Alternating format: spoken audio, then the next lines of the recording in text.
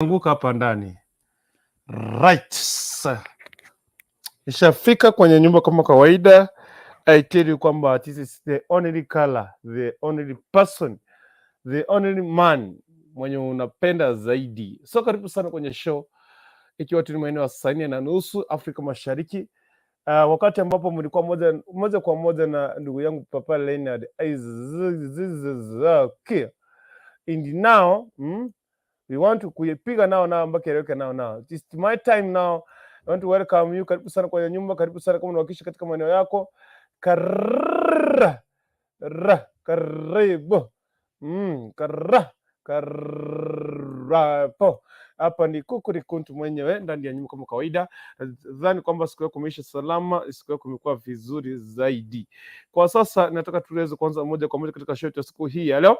Ila tunakwambia mtu wangu, tafadhali uweze kuwakilisha na uweze kujua kwamba unawakilisha katika maeneo yako popote unapowakilisha rekodi yako. Tafadhali naomba kwanza kuchukua katika muda wako wa sasa hivi. Chukua muda wako wa sasa hivi, chukua nafasi yako, chukua pale. Najua kama watoto washalala and tunataka kufanya nini? Tunataka kuanza moja kwa moja. Kama ndio unanitazama katika maeneo ya Facebook, kama unanigeti katika maeneo ya pale ya YouTube, iwe katika njia iliyo safi. So karibu sana kama kawaida, kama kawa nishaanza show ya siku yetu hii ya leo, hata kama tunaweza kufika katika muda uliokuwa nimechelewa, lakini kwa sasa ni wakati mwafaka kabisa. Ningependa kukukaribisha katika show yetu ya siku hii ya leo. Tafadhali fanya hivi kama kawaida, kama kawa, jinsi ambavyo tunafanyanga mtu wangu, jinsi ambavyo tunafanyanga kila siku. Tunahakikisha kwamba kila mmoja anatupata katika not but loud and clear. So popote ulipo, karibu sana. Mimi this is the only color in Africa, the only person who has the origin of the color of the African people, the only man who can give you the color and the color your children with black color. The only Kuntu ndani ya show kama kawaida. So chukua hiyo link tafadhali pale, chukua link hiyo, anza kushare katika kwa marafiki zako, tumia ndugu zako link, waambie kwamba tushafika kwenye show, waambie Kuntu ashawaziri ndani ya show kama kawaida. So niweze kukuona kwamba ushafika. Kama umewaziri, tafadhali wacha nikuone kwamba unaniwakilisha katika safari iliyo nzuri zaidi. Ili tukaanze kuenda katika njia nzuri, hakikisha kwamba uniambie unawakilisha katika mtaa upi, unawakilisha katika area code gani. Ukifanya hivyo, kitu kingine nafuata nini, naambia kwamba siku yako imeenda vipi, salimia watu wawili watatu. Siku hizi sionangi watu wakisalimiana, sijui kama ulikosananga. This is 2022 but I want to see you ukisalimia mtu pale, na nataka kukuona kwamba ukikuwakilisha katika maeneo yako yale vizuri tu. Mawili matatu tunaenda kuzungumzia katika usiku huu wa leo, lakini mimi sitaweza bila nyinyi. Lazima tushirikiane kama wewe mtazamaji ama mashabiki wetu wa Kisi Hot TV, ili tukaweza tukushiki moja kwa moja hadi mwisho. Sawa. So tufanye hivi, chukua hiyo link tafadhali kama kawaida, tuanze kushare. Anza kushare hiyo link, iende viral, and we call upon as to get one person mwenye anapitia katika hii hali. Ni watu wengi ambao wanapitia katika shida mingi kama hizi. Unaona, kuna watu ambao wanahangaika, kuna tatizo katika ile ndoa zao. Wale ambao wako katika wale ambao uko people, ni shida mingi ambazo unapitia. Italishi kwamba tuweze kuzungumzia katika usiku huu leo, lakini leo na kuhakikisha kwamba kuna baadhi ya watu wale watatu ambao wanaenda kufanya nini, kuweza kuokoka. So nina hope kwamba ninaona watu wameenda kushare. Mimi pia nimekimbia katika hii hali, nataka kukimbia na nikimbia ni share.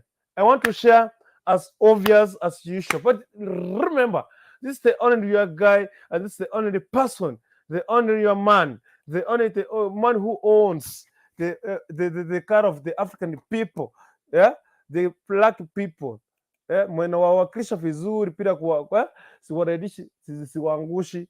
Hakikisha kwamba ninawaleta katika njia iliyo safi. But for now, before we start, tafadhali pale chukua link yako. Mimi nishaanza kuchukua link kupitia katika side, na nitakuja kwa hii simu yangu nichukue link vizuri. Na wala pia pale ulipo, hakikisha kwamba umelike, like and share. It's just very simple, very simple. Ukifanya hivyo, na tojengetwe sireta rigesa. Right, anyway, I'm just preparing myself.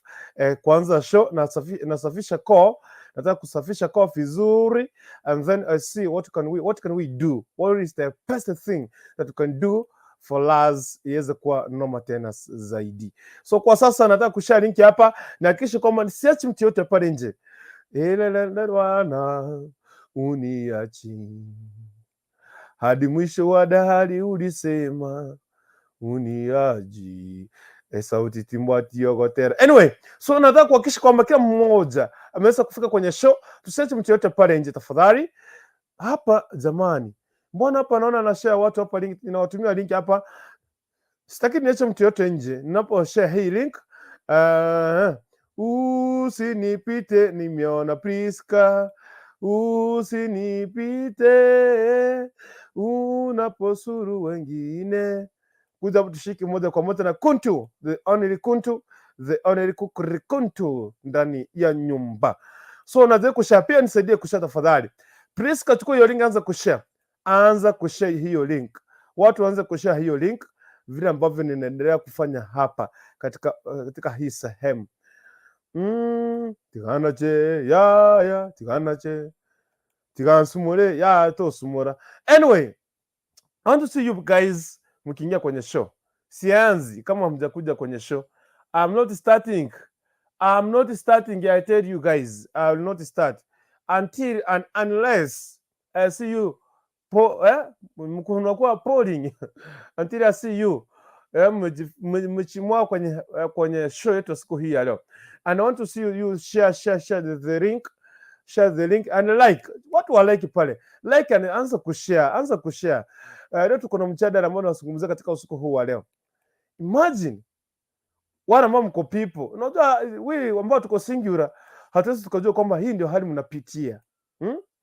Jamaa amekuja analalamika, analalama, anasema kwamba Kuntu jamani. Kiaje konyo mama ndaya kwa msasiroti mbege. Sasa ananiambia kwamba nini kilinifanya nikaenda kuoa. Ningekuwa msasiroti pana. Ningekuwa msasiroti, I tell you. What made me marry? Ningekuwa msasiroti and then ingekuwa vizuri. So this guy is really complaining. It is not complaining but complaining because the wife anataka katiba kila siku. Anataka katiba kila siku. Jamaa anatoka kazi amechoka. Kwa maswita, situpanga siku ya katiba. Hapana. Kwetu kulikuwa na ugali, kwetu kulikuwa na mchere. I came here for that. And you must perform it for every day. Yeah? And you must perform it every day. Sasa jamaa anasema kwamba jamani, si hata mimi nitaishikwa jamani, lazima tupange hii kitu bwana. Lazima tupange. Mwanamke hataki. Mowaz haogangi, anaoganga tu once per week. Mara moja tu kwa wiki ndiye anaoga. Imagine sasa hiyo harufu vile inakuwa hapo. Anyway, so jamaa analalama so kama jamani, huyu mke wangu mimi yani nini kilinifanya nikaoa? Ningekuwa msasiroti. I tell you ningekuwa msasiroti. But you guys, let me see you kwenye comment tafadhali. Wala ambao mko people, you must tell us the truth. Hii ndio hali mnapitia. Tokina bwango obikagembinde, tokina bwango ukagembinde. So kina ngora. So this is the kind of situations about, I don't know what the experience. What can you tell this man? Unaweza ambia huyu jamaa nini? Utamwambia nini? Utamwambia nini? Ushauri wako ni upi? Unaweza shauri nini huyu mwanaume? Unaweza mshauri nini? Mwanamke anataka katiba kila siku. Yes, takeni katiba ni yako. Nilikutoa kwenyu. Sasa kuoga jamani, haogangi. Mwanaume amejaribu, akija kumwambia, anamwambia haunipendi, kumbe haunipendi, ati nakupenda pepe. Kama unanipenda, mbona usipende harufu yangu? Mapenzi na masensi. Karibu sana. Watu mimi sijaona watu kwenye show. I don't know mmeenda wapi. Watu mmeenda wapi? Watu mmekwenda wapi? Nione kwenye comment. Ninataka kuanza show. Sitaanza. Niko kwenye share hapa. I'm sharing here. hapa ninaendelea kushare link, but guys please just invite more guys to come to the show. But watu wa Facebook jamani, sijaona comment zenyu. Watu wa FP amkeni jamani, amkeni ndugu zetu, akosi tutio okay. So anyway, hapa nataka kupiga tu share kidogo. Msilalame jamani, nipo na nyinyi jamani, nipo na nyinyi okay.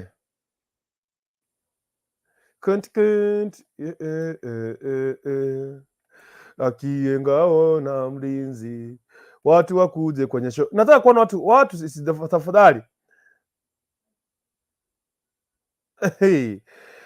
Sijaona watu hapa, watu wakikuja kwenye show.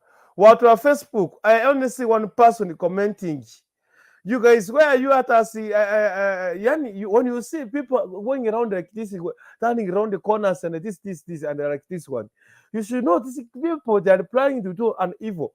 People should comment and come like this one, so we'll be together like this one. As when we know that we are together with our people, and we should know that we are working together as one nation. So watu as one Kisi Hot TV. So guys, don't believe kuntu peke yake kwenye studio, and I want to promise you the show itakuwa noma tena zaidi. But you guys who are married, tell us the truth, yeah?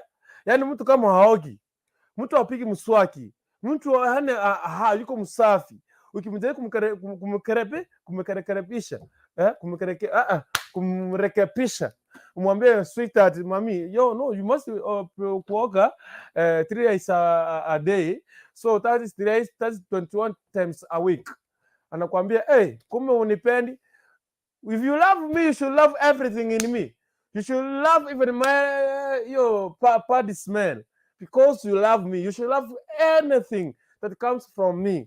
Anything, either be good or bad, you should love it. You should love because you love me. Hata kama siogi, hata kama mimi ni wako, you should love me the way I am. Sasa jamaa kuendelea masema, sasa huyu ni mwanamke gani jamani? Huyu ni mwanamke mgani? Watu wa Facebook, siwanzi show kama sijawaona. No. I'm seeing the only one person. Kwenye show. I want to see you all coming. Just people mimina, watu miminike kwenye show leo. Mimina hivi tu. Yeah? Alright. So I want to see you kwenye show kama kawaida. Naanza kuona watu, unaona comments mingi zaidi pale. But before we start our show tonight, hakikisha kama umeshare katika hii leo. Hata mimi nataka kuchukua link yangu hapa. Ninachukua hivi. Nataka kuanza kushare, nimeanza kushare, nimeshachukua share pale kwa WhatsApp because nishamaliza kushare pale Facebook. Na nimerudi hapa katika upande wa wapi? Upande wa YouTube, not WhatsApp, guys. I want to share there. You know, when you want to get together, work together, you should know that our people, we are like this one, we are working like this one, we are oh, you kidding me. Anyway, this is the only Kisi Hot TV ndani ya nyumba kama kawaida, and this is the only one person, the only presenter, the one guy with African rangi, with African blackinism, the only kuntu na wawakilisha papa hapa kwa njia iliyo safi. So I want to tell you guys, itakuwa noma tena zaidi. Chukua nafasi yako, karibu sana tuweze kupiga show moja kwa moja. Niambie kama unawakilisha katika mtaa upi, unakaribisha nani kwenye show hii yetu ya siku hii ya leo. Karibisheni watu wawili watatu, usikuwa mchao tu kwenye show hii siku ya leo. Tusaidie jamaa tafadhali, tuone kwamba tunamsaidia na yeye aweze kufurahi. Yeah? Naona uko Mombasa. Akimo sinyonte nkora.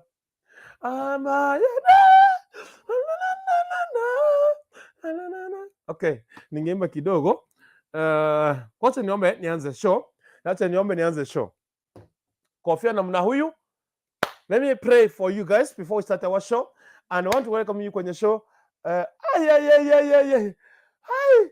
Nimetoka sweetheart. Juu ya Valentine's. Kwenye rangi yote iko nokera sweetheart. Maweza kuondoka kana Valentine yekire. Sita nunua maua. Let me pray for you guys. I want to start our show. I want to introduce the big show to you guys as normal, obvious. I know that wherever unawakilisha iko vizuri tena zaidi. Hapa iko noma, hapa mimi na kuweka TV. Yeah? Tunataka kusaidia jamaa. Yeah? Ikiwa unapenda mtu, ila harufu yake, unafaa kupenda mpaka harufu yake mbaya. Yeah? Hata akisuta kule, you need to love it because you love the person. Yani, hey, let me pray for you today before we start our show. Just close your eyes. Have you closed your eyes? Let me pray for you guys. Mighty God, to bless you. Thank you for this time and thank you for this opportunity. You are mighty. Thank you for the gift of life. First of all, we ask for the forgiveness from you. We have sinned against you, Jesus. But today, we ask God to forgive us and stand with us. As we are going to start our program, it is a teaching program that you are holding tonight. Help us and fight for us in any situation. Receive your glory and mighty because you are wonderful, God. And you will remain forever to reign. In Jesus' name, we pray and believe. People say amen as we start the show. Hey. Woo! Yes, nataka kuingia kwenye comment hapa. Ikigonga mwendo wa saa ngapi? Saa 5 kamili jamani mtu wangu. Nitakuwa ninarusha link pale.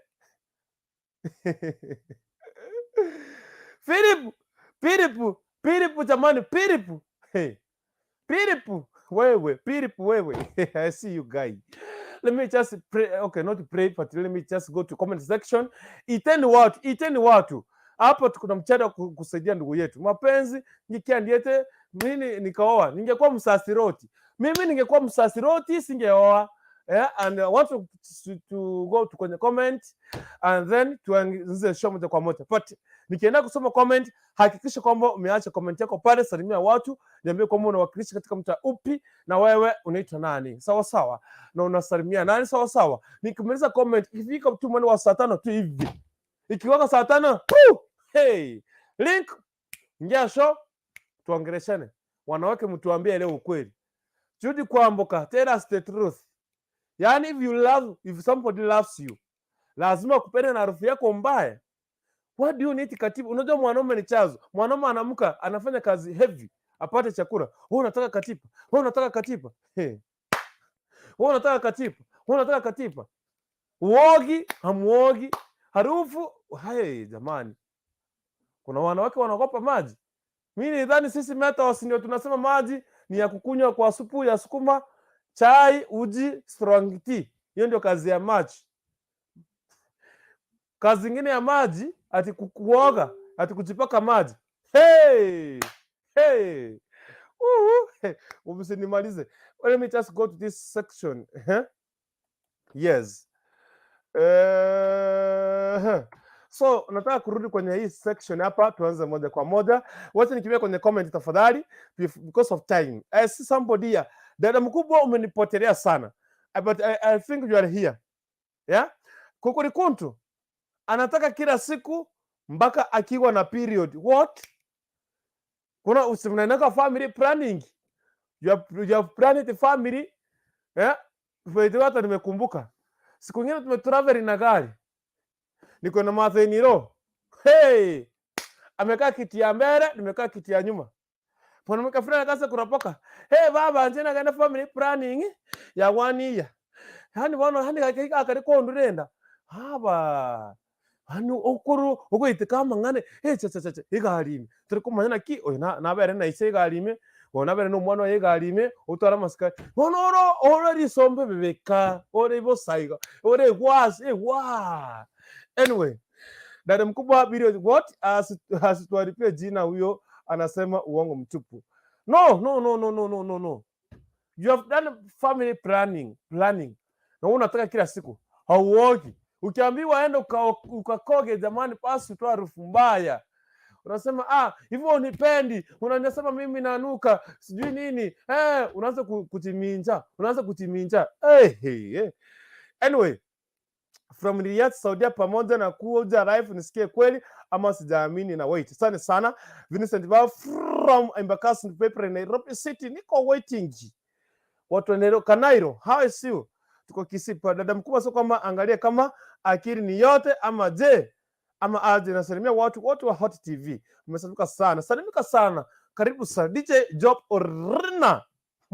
Leo niko na meno kwa nyinyi watu. Sawa sawa, leo niko na maneno. DJ Orina kam. Dada mkubwa niambie niko njiani wa Hot TV wote. Unakuja Kenya, unakuja studio, ama unakuja live? Hey. Priska anasema kwamba hi Priska, mambo. Anaitwa Love Face XYZ online strips without clothing. Ananipatia emojis. Mimi ni conduct of emojis. Priska Mora, leo uko na furaha aje? Pete leo niko na furaha. Leo niko na furaha mwitu. Yaani kuna furaha mwitu nyota ni kano. Hapo ndio nafaa tutumie ile misemo tulikuwa tunaambiwa shule. Kuna ile misemo ambayo tulikuwa tunafundishwa, aliye juu muongojea chini. Yaani kuna furaha teretere na aliye juu muongojea chini. Si nimetumia Kiswahili na nilikuwa nimefundishwa. Nipige makofi jamani. Love anasema kwamba asante sana na kuona pale, karibu sana. Vincent Baba anasema kwamba marriage is additional of problems. If you marry, you add the problems. You are lying to us, my friend. Hey, wewe vini wewe. Mimi nitakuwa msasiroti. Msasiroti ni vizuri. Alright. Karibu sana kwenye show. Naenda kuacha link pa saa 5 kamili. Tunaanza mchadara. Mwanaume anasema kwamba jamani, mke wangu, of course nakupenda. Nenda pasi ukakoge jamani. Toa harufu mbaya. Anamwambia, hivyo unaniona mimi haunipendi? Akimwambia pepe nakupenda jamani, kwa watu ina shida. Usafi muhimu. Kama unanipenda unafaa kunipenda kila kitu changu. Kama ni uchafu wangu unanipenda nao, kama ni harufu yangu unanipenda nayo, na ni lazima nipatie katiba kila siku. Niza kuisha mwanamke anafanya kazi gani? Hafanyi kazi, amekaa tu kwa plot. Anategea tu mwanaume aende kazi, hustle kutoka 6 mpaka 6 amletee. Na usiku anataka katiba. Jamani wanawake, si okay. Priska, mwambie anitafute nimpe katiba. Mimi naoga kaki, lakini kama yake shwari. Hey. You kidding me? Priska, give me money ndio nikumpatie. Utacheza wewe. Francis Kerecha Omar Kerecha. Kerecha. Kutoka Kisi, tuko pamoja. Karibu sana pro. Thank you very much. Priska Mora, hawajafunga ofisi zao. Fungeni ofisi mkuje. Nione comment. Ikifika saa 5 kama tunaanza. Saa 5 ninaweka link watu kuona. Nataka nikiweka link tu hivi. Kwa kuja show usingoje tafadhali. Hatuna time leo. I want us to finish today. We kill it. I think we kill it, my friend. We kill it. Hello kukulikuntu na wana Kisi Hot TV wote. I get it. Jambo, nilikuwa Kimera jana, nikakula githeri huko, alafu lunch, nikakula tombe, sapa, nikakula nyamira, alafu nikalala Kiogoro. Chudi Kwambuka anasema kwamba tuned in from Mombasa. Karibu sana Chudi. Chudi anasema kwamba hi umo sweetheart. I hope si mimi umeambia. Mimi nataka kuwa msasiroti. Jamani, Chudi Kwambuka. I hope that one is not for me. That one is for Kikeyo, not me. Hey! Kikeyo following from Korwa Burbur, Nairobi. Watu wakani naona pale.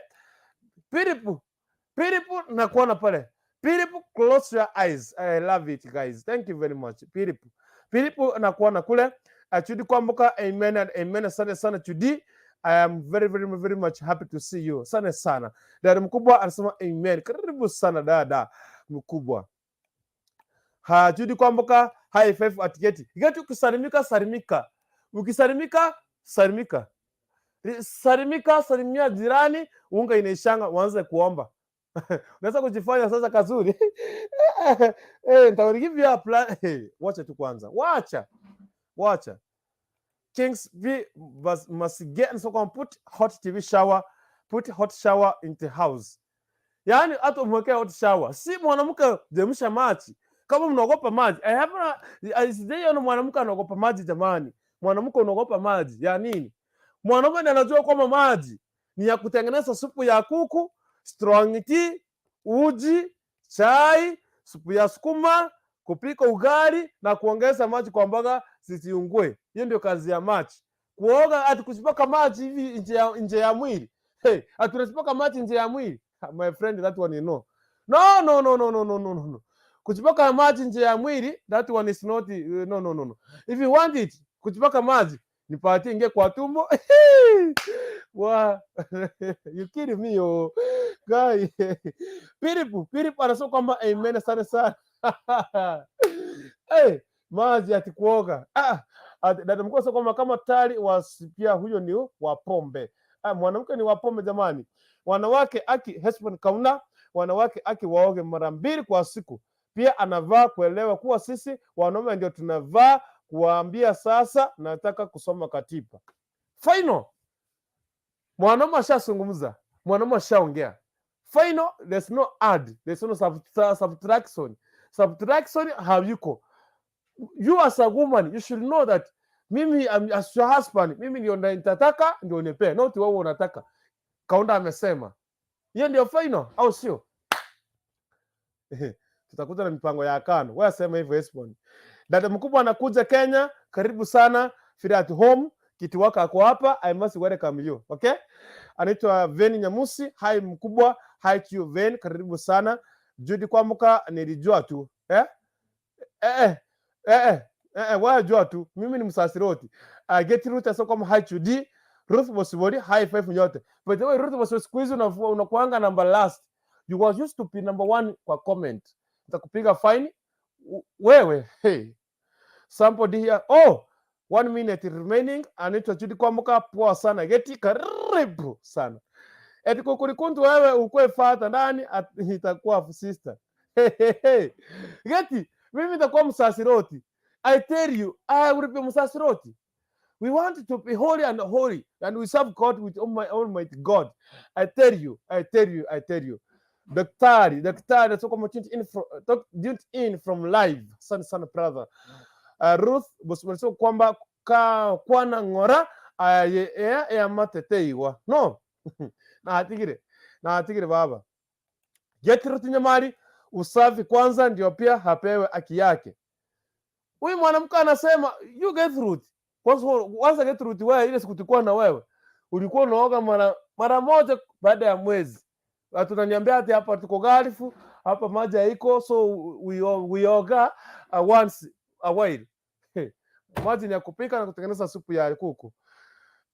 Bosibori Ruth, esipo nikaona wacha zako pia mimi nina kiu ya kuomba. Hapana, mwanamke ufai kuomba katiba. Mwanamke ufai kwamba ukiomba wewe katiba tu hivi. Mwanaume anasema wewe unapenda hiyo kitu. So usiombe. Mwanaume ndiye anahitaji na ndio wewe ufanye nini? Uhitaji. John the Queen. Hello, karibu sana John T the Queen. Karibu sana Evans Maroko from Kakamega Prison. Karibu sana Evans Maroko. Kakamega inawakilisha mtu wangu. Jandi the Queen. Hii topic imenichekesha. Na pado. Utacheka. Geti uko wapi? Anaitwa nani dada mkubwa? Watu niwapatie link. It is time now. Watu wakuja hapo tuambiane ukweli. Wacha tuambiane ukweli tu hivi. Yeah? Ruth Bosibodi, Chikoge Ryoka. Hey! Chikoge Ryoka. Mwanamke ufai kuomba. No, just relax. Mbona uombe? Nyinyi hamnanga hapa. Nisiseme. Kwa sababu mimi nataka kuwa msasiroti, sitaki kusema anything. Nimeweka link hapo. Chukua link kuja show tafadhali. Chukua link njoo show. Daktari Oirere, ile siku utakuwa msasiroti. We may experience at a thunderstorm. The World Hot TV fans. Inacho umeshaanza nini? Tundara katikati. Ushaanza tundara katikati. Hapana. No way. Mimi ni I will be the msasiroti, my friend. And you have to congratulate me and what? Yeah, mnaelewa what I mean. So, nimeweka link pale watu kuja kwenye show. Chudi, hakuna kila mtu akona haki ya kuomba ala. Kila siku Martin mwanaume aigo Amani, ninaamka, nenda kazi, ni kutafutia pesa. Umekaa kwa plot, kazi yako ni kukura, kukunywa, choo. Hivyo tu, hivyo tu. Na sasa unataka katiba kila siku, mwasi uogi. Sasa si harufu yenyewe itaninyonga? Harufu itaninyonga jamani, nitanyongeka. Ayatedu nitanyongeka na harufu. Anaitwa nani? Salama Geti, ukoje? Karibu sana. Chuti kwamboka, wewe nyamanza. Nitaomba kwani mimi ndio maana nisema nitakuwa msasiroti. Kwa maana ungekuwa wangu, mimi tungekosana tu hivi. People, when you are in love, married, nothing to hide from your partner. Sasa mimi nikiwa msasiroti, I don't understand hiyo. But let's ask this. Yaani mwanamke kila siku unataka nipe, sitatosheka, nipe. Yaani kila siku inamaanisha usiku, asubuhi, usiku weekend, usiku lunch, asubuhi, jioni. Kai tata. Si mtu wani sasa wewe, kwani wewe ni nini? Dominic Omoke, hiyo ni kali. Mwanamke haongoje bwanake afungue katiba, aanze kusoma na yeye asomeke. Very good. Imagine, tuseme tu ukweli. Hii ni kitabu niko nayo. Nimeenda kwa duka yake Gertrude Nyamari. Nimenunua kitabu ndio hii. Nimeenda kwa duka yake nani? Wacha nikwambie, for example. Nimeenda kwa duka yake Daktari Uirere. Nimenunua kalamu ndio hii. Nimeleta. Nikitaka kuandika, si kitabu inaniambia sasa kukurikuntu niandike. Hakuna siku kitabu itasema kukurikuntu niandike. Hapana. Hakuna siku kitabu itasema kukurikuntu niandike. Ni kukurikuntu ataambia kitabu kuja hapa, kalamu kuja hapa, njoo niandike. Waandike mara unatoshekea, unafanya nini? Unafunga, unaenda. Ukilala ukipata nguvu tena kidogo, tena unarudi kwa kitabu yako. Unafungua kitabu yako, unafanya nini?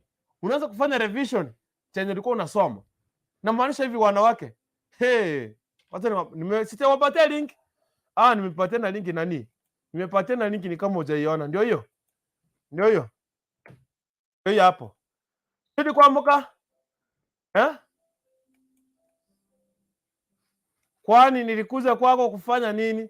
Kuzaa watoto, niwekea watoto hapo, you relax. Yes. Janti, the queen, if one is married, it is right apewe. No!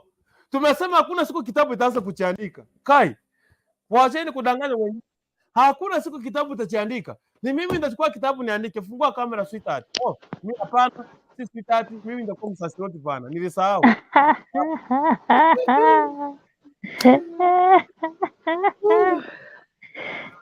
Nchukagi monsega siga. Nchukagi monsega na inche. Tumesahau. Nararancha kenaye kwanza litanga nindara kumani mani kora. Yani ikiwa tanga muntu tabane tiko saba. How? Tusalimie. Tafadhali kia baba. Say hi. No. Nafungue kamera wakuone. Mumetuonea sana. Ngati tori wesivi. Tusalimie kwanza. Ni sawa. Asante kwa nafasi. Cha kwanza nianze na wewe. Naam. Wote wenye kwa backstage, wengine wenye wako kwa comment ya mchambo. Hatujambo sana, may God bless you. Sasa unaniweka hapa nini na hakuna kitu hapa, ni China tu. Ninakunywa maji na nakutoa. Sasa watu wana vile nakunywa maji. Sawa. Karibu sana. Asante. Kurukuntu. Ati mogongo tata keiriko saba. Nkyo sabira. Comes. How? Omanyete. Hakuna kende ngeyo muntu wenete kubisa kuruga abo nimbwata kiyo gusaba sababu ni haki yangu. Kwani seito nabwate gitanda nabwate ndagira nabwate cho njalengo ya nengo nginachite kuligiao nginachite kuligibuo ekere ngoibora abana bono ngoikaransa igatu bero simba ibole abana bo ngoikaransa igabero simba ibole tokobanga hakuna tiango tebiga tekene sio mukungu ataite nabwatera itio goti omusacha oyo naganeti n'omusacha jinse chiriaganeti nabwatera itio goti mukaye nga naganeti igo kene ngeo ngatari ngakera rituko ngakoganyanga n'omusacha oyo goti inga bono nintagete no swali boli kwanyakorora egetabu yekwelika egetabu n'omuntu tiga kubwekania omuntu n'egetabu tiga kubwekania omuntu n'egetabu egento giatoretete amo naki ekio igo tabonsa goteba ng'a inche nkoganya ng'ati osabe naki nkoganya osabe bono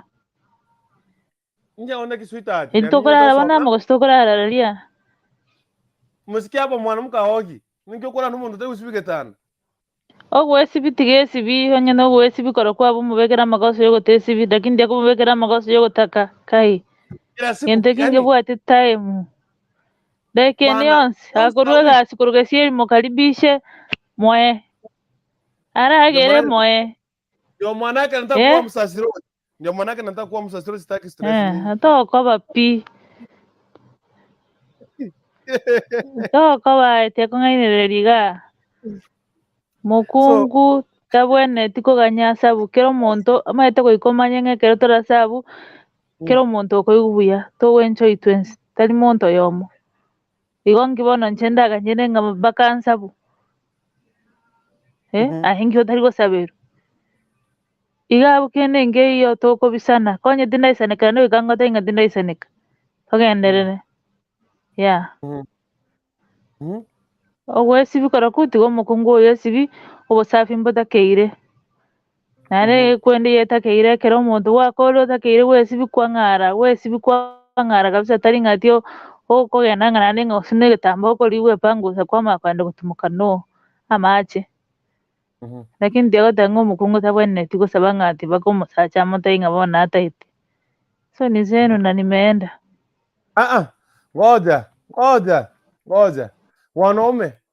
wanaume do you agree ngoja nikuulize kia baba ngoja nikuulize tu kwa uzuri kia baba hata kama your husband anakupenda akotenga na kyo bakikwara esibi ngabone ko tong'anjeti otanjitiri musuriane aye kong'anjete otegere kong'anza na kire gento ekero kwamunyome tonye mwachagete komonye gwachagete komorokia ng'a nabo kogenderera igo tari gwesibi nase ki okwamorogeti omaete buna mogochaka nabo tokogenderera unless onye oikire gati ochenchiri tiga mobori naki ningi kiaba baikaranse nse oyu na omosacha oye amoikaransie nse amotebi ng'a yaya igo buna ogokora tari buya esibi ningi getaiyo na esabuni gose ningi nabo oranyore ng'a nonya ogwesibi okungu esibi are aita gose na oborwaire anyorire bogagosokia rimusu ribe abwenerete komoira nonya nyagetari achekiwe igo banto ase komobekera amagoso ase eng'encho banto mbare ororo okonyora oborwaire chivirus nchire ororo chigosoa kwanyora omonto ang'eire gosokia harufu embe igo bono taramobekera amagoso ya ogotesibi amotebia onye na obwesibi gagwesibi ateme komoira achekiwe na chindagera chinde nchire ororo abanto bakoria bamanya korwa ororo bang'ea korusia harufu chimbe ronche harufu echime omwaka ogo ogotebia ng'a tintageti bono none kachube tindageti tigesibi ingiaganeti tigesibi chiere ogwesibi kora tebwati shida lakini tiakomobekera amachiko ng'a tabweneti gosaba ogosaba abwo ngosaba my friend rekene yonsi eri ng'igwete gosaba eri ng'a igwete ng'a bono eigure pororo ororo teba naki torende chinsa chia egasi tari ng'ati ng'ani toikaranse iga abwo tochia egasi no lakini onye kore nyomba kintagete nintagete No. No. No. No. No day. Yaani mtu unakuja na sukuma ya wiki, Nchinaachire Nanjira tigara hata ndio nilikuwa changa nikakuwa nikuwe msasiroti.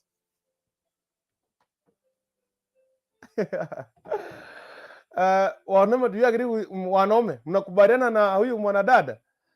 Mnakubaliana? Mkenya halisi. Ruth Wasbody, haya. People, you married each other for what purpose? Bwana Philip, hata kama tuliowana hiyo ya kulala. Lakini sasa mtu anaweza kuta ile harufu ya kutooga kwa kitanda. Si utafaint? Utafaint. Utafaint, my friend. Na katiba si kila siku. Katiba ndio chakula. What if mkikaa kukula katiba hapo? Chant the queen, kama pipi haogi means pia wewe huogi. No. Mimi naoga naenda kazi kila siku. Mwanaume anasema anaoga kazi, anaoga anaenda kazi. Huwezi enda kazi kama hujaoga. Yeah? Huwezi ukaenda kazi kama haujaoga. Lazima ujipange uende kazi. But this woman, yeye akukwa nyumba tu, ako nje. Kazi yake tu ayo kurukuntu. Hivyo ndiye alikuwa amemsoesha kutoka mara ya kwanza. Sasa acha aseme amepata kasire Queen kenye kanajua kuoga huko nje, ndiye ameanza kuona uchafu yake. Kwani wewe mwanamke ukioreka, wacha tuseme the reality. Saa hii ekia baba unaoga vizuri, unavaa open. Yaani unaoga uko fresh. Wacha uoreke. Unaanza kukanyaga chini. Unaanza kutiemana na ngoko. Sasa what is this? Now yani mako mwanao jizo yani what is this?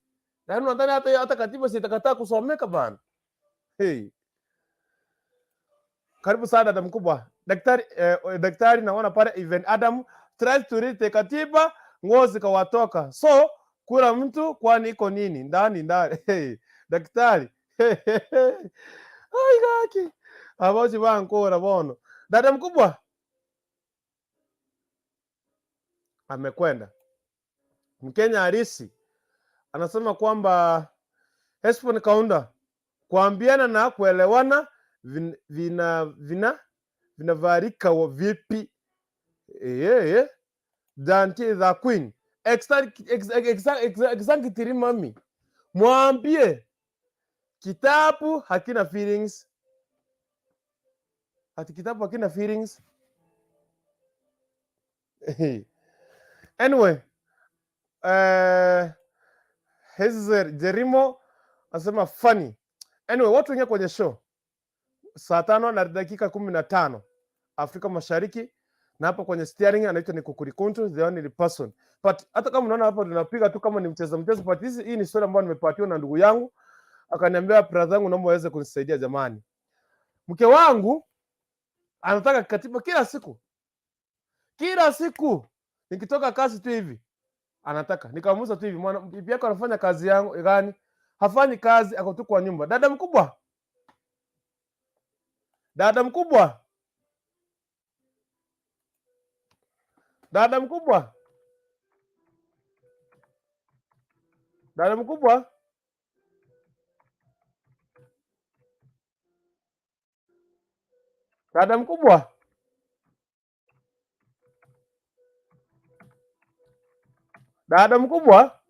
Okay. Now, mwanamke kazi yake huko nje. Mwanaume anaenda kazi, anakuja kutoka kazi amechoka, mwanamke anataka katiba.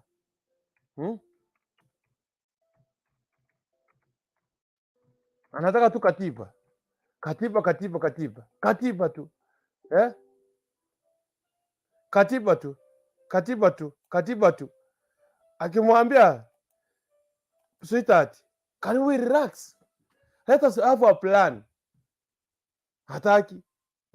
Kumwambia haya pasi. Nitakuwa pasi nasoma kila siku, but do a favor for me. Sweetheart, oga. Tafadhali oga. Karibu sana. I hope it is quite and clear because akimwambia tafadhali siuoge. Philip, sex is healthy, kwa hivyo akidai hakuna shida. Wanaume mtanielewa jamani. Men mtanielewa. How can you read the katiba ya mtu mwenye haogi? Harufu ni fyo. Fyo. Dada mkubwa, network yako, jaribu network yako tafadhali. Dada mkubwa.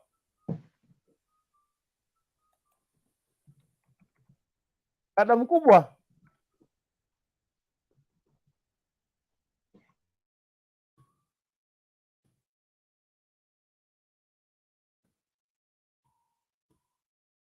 Dada mkubwa. Dada mkubwa. Okay. Unmute.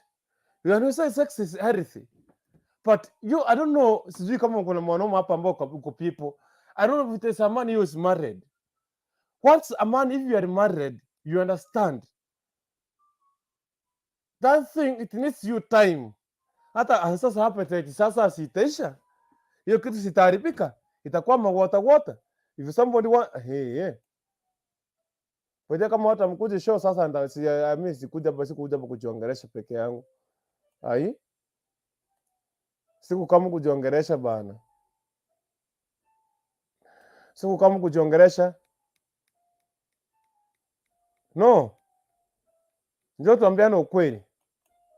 Dada mkubwa, tichere mic. Tichere mic baba. Tichere mic. Fungua mic yako dada mkubwa.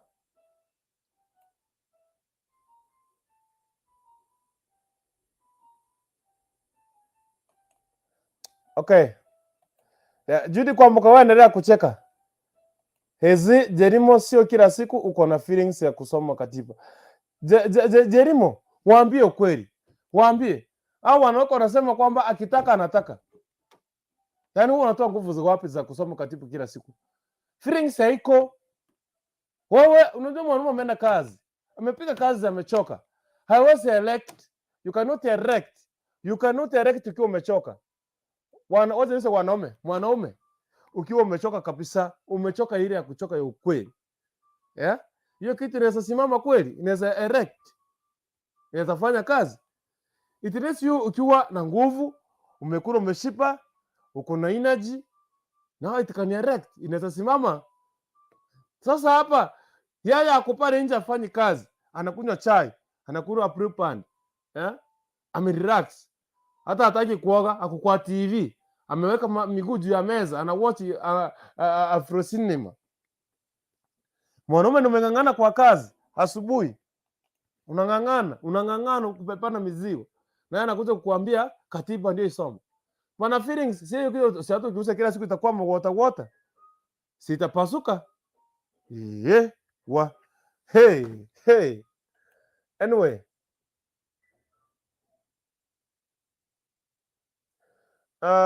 Watu wenye sijaona watu wakiingia kwenye show tafadhali. Sijui mbona leo mmenyamanza.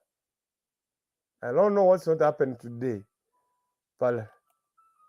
Ikishindikana ni hivyo tu. Na usiogope kuongea ukweli.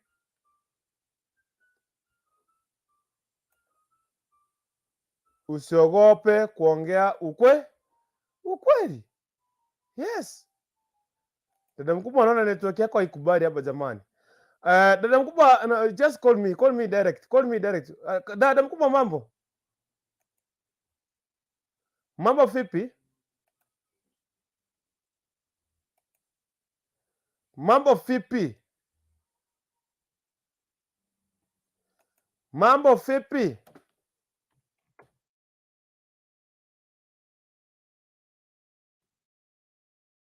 Mambo vipi? Okay. Haiko hiyo. Imekuwa ngumu hiyo. Hapo imekuwa ngumu, but I hope kwamba siku yako inakupeka vizuri na tunazidi kushirikiana moja kwa moja. So kama unanipata jamani, mtu wangu, fanya hivi. Chukua linki iko hapo kwenye comment, ingia kwenye show yetu ya siku hii ya leo. I want to hope kwamba I hope kwamba siku imekuwa salama. Sasa watu wakuje kwenye show tupige nayo. Siwezi jiongelesha peke wangu tu hivi. Yeah? Na ni kitu ya kuchangia. Wanawake leo kimewauma. Na maana sioni hapa dada mkubwa wanafika huko wanatoroka. Kumbe siku hizi pia nyinyi mnaogopa maji. Mnaita maji ya kuoga ati ni maji ya supu. Lazima rondiki wafikie. Mlidhani hatutawafikia pia nyinyi. Lazima mtutambue na sisi tuko. Lazima mtuelewe na sisi ndio tuko. Yeah?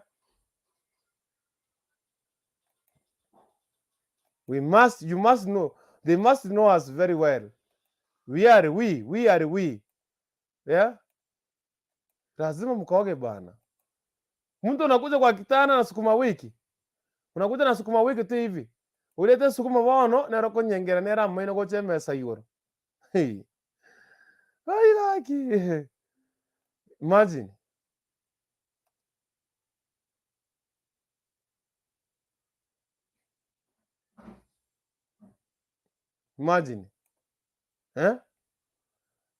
Unakuja na sukuma wiki. You can't even check your position. Kama wasalene kirota geteka tipa. Ko bange tata. Philip, na kwa igure bono, but I'm centrally to your point. Not unless she's mad. It is when heart aoga. Na ikiwa afanyi kazi itabidi ateki hiyo. Atake hiyo. Kama afanyi kazi lazima atataka. Dada mkubwa.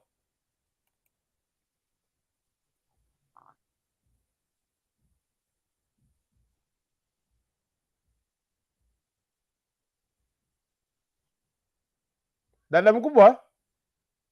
Anyway. Sasa hapa I see guys, imekuwa noma. Leo sasa, leo kitarumana hapa. Leo kitarumana. Hey. Leo kimerumana, I tell you watu. Leo kimerumana. You know guys, lazima tuweze kujua ile kitu ambayo tunafaa kufanya. Dada mkubwa sasa, so nipigie simu. Wale watu ambao wa network imekataa, just call me direct through this number. Patia ujamaa ushauri.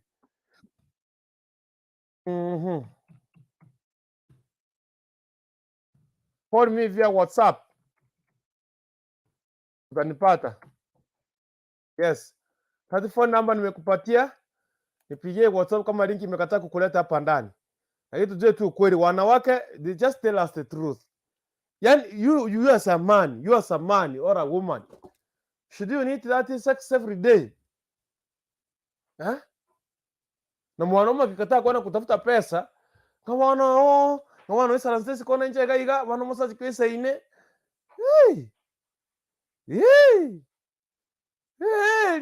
Hey. Eneli tata, muswati oneli. Baba, eneli.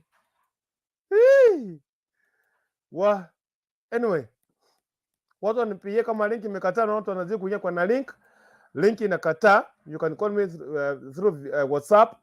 Na buku ngakire simu ne namba hiyo kwa tega waka WhatsApp so that we hear moni yako. Inchora shero musacho. Because I ndene kinje bwana kutamano mongino igana ara motiga osemote byaga ndara aligisiko. Konye nahe. Na kyora adine situation mune iga yo mongino. How will you deal with this situation? Dominic Machoka from County 047. Niko ndani. Karibu sana Dominic Machoka. Tuambie ushauri tu unaweza ambia huyu mwanamke ama mwanaume. Lazima kila siku ahitaji katiba. Mwanaume akikataa kwenda kufanya kazi. Mwanaume ananiuliza tu hivi. Kukurikuntu. Eli niambie mwanamke aina atafute nje apewe kila siku ili tu nipatie amani. Silali, sipumziki, nafaa kuamkia kazi. Anataka usiku, asubuhi, na hiyo time nimechoka. Dada mkubwa. Tisho nafungua mic, tisho mic baba. Watu waniongeleshe kupitia kwa nambari 0705823315 kwenye comment section, or you can just enter through that link at streamyard.com. /XF5F3TEEKG. You can join me live. Give me maoni yako ni yapi? Wewe unaweza fanya nini? What can you tell this woman? Unaweza mwambia nini huyu mwanamke? Ama huyu mwanamume unaweza mwambia nini? Ni ushauri upi unaweza mwambia? Licha mwanamke wao wanaweza kosana juu ya kitu. Ile ndekenega sense. Lakini nenda tara kwa nobo safi mbota keire. Koma tena ki? Nota getero ngori hiyo. Koma tena ki nota geto musacha akomeni kende. Gosoda geto mukungwa akomeni kende. Naye kare prepare round. Ebeke buya tata. Epangusa gwanera. Kabo musafi prepare tati room. Mete somebody tangi o prepare room ri aba well. Adada mkubwa. Mambo? Hello. Yes. Nakupata. Sasa. Poa sana. Yani naje ukuri nakuganyire naje ukurangirira dada mkubwa narangiri tata yani baba Network yegonjanda lakini nasoi. Wana kwa wasori karibu sana sogere bantu masuge maria mwako yomete mbona nakorori 2022 nanya okora this the first day nakorori baba Maene kabisa.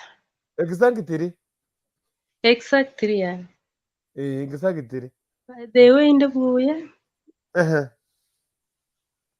Ngukwania abantu bane bali basi.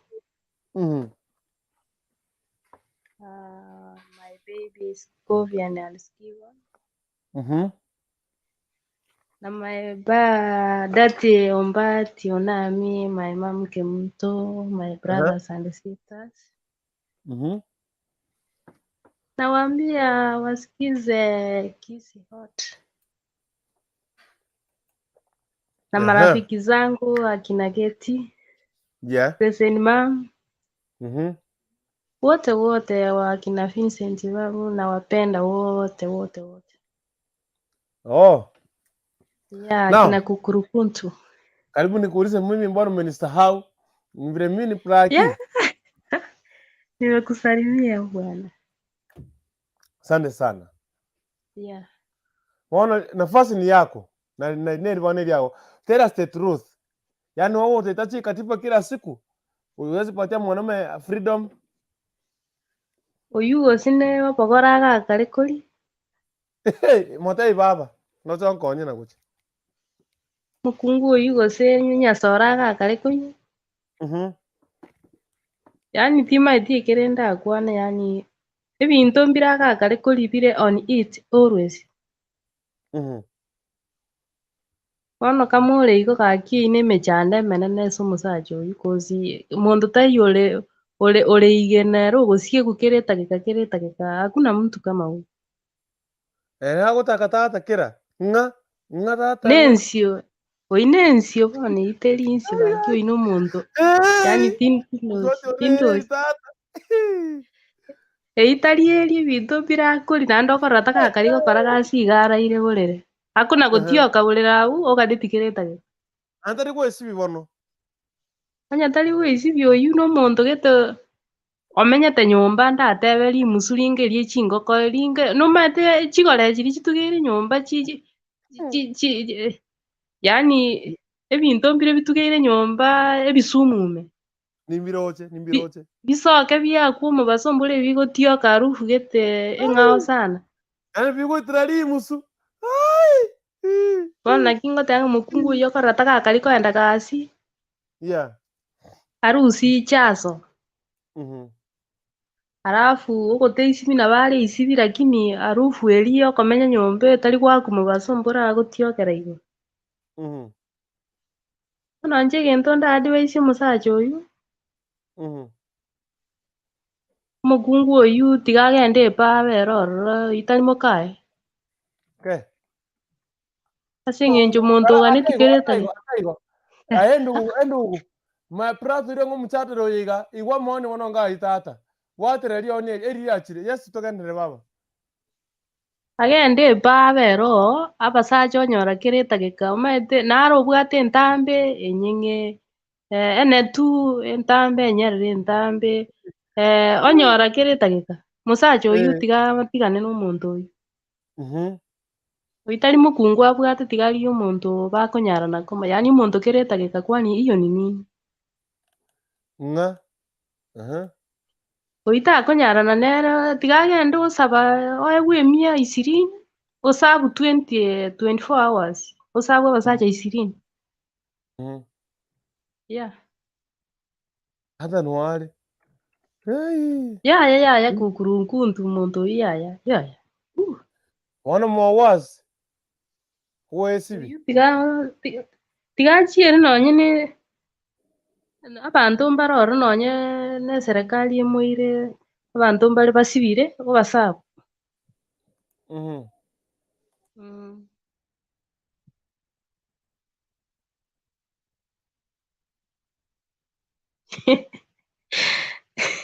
oineke kone nchonzire oyu oyansinyete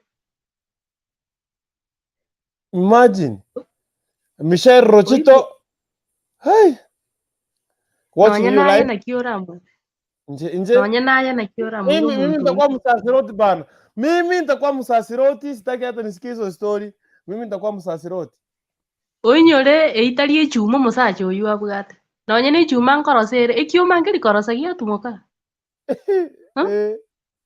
ekioma nkorosa kirumete egari ekogenda yaika gete yarosa yatumuka yagania ogotumuka nonye ne echuma okonyesigo mpaka erue erangi teri korua erangi kero yarire erangi goikomente goikomente erangi iga yatumuka ekero yenda komentu erangi bono rende oche osigikio chimbura mbaru chiatekire ng'aki ogokora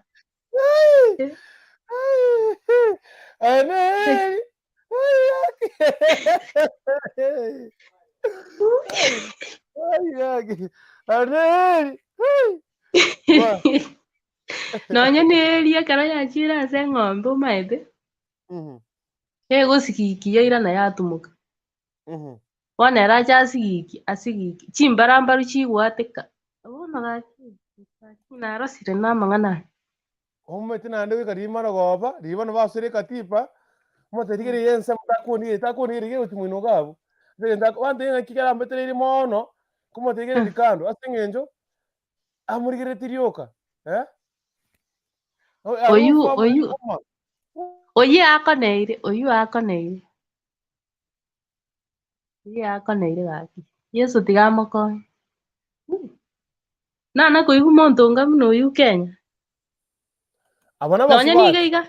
nonye niga iga ase tore nkotumuka bare baba chidras peri karchibwate to kumanya bono egwaya nonye na egwaya nkorosere ya estima yaragenda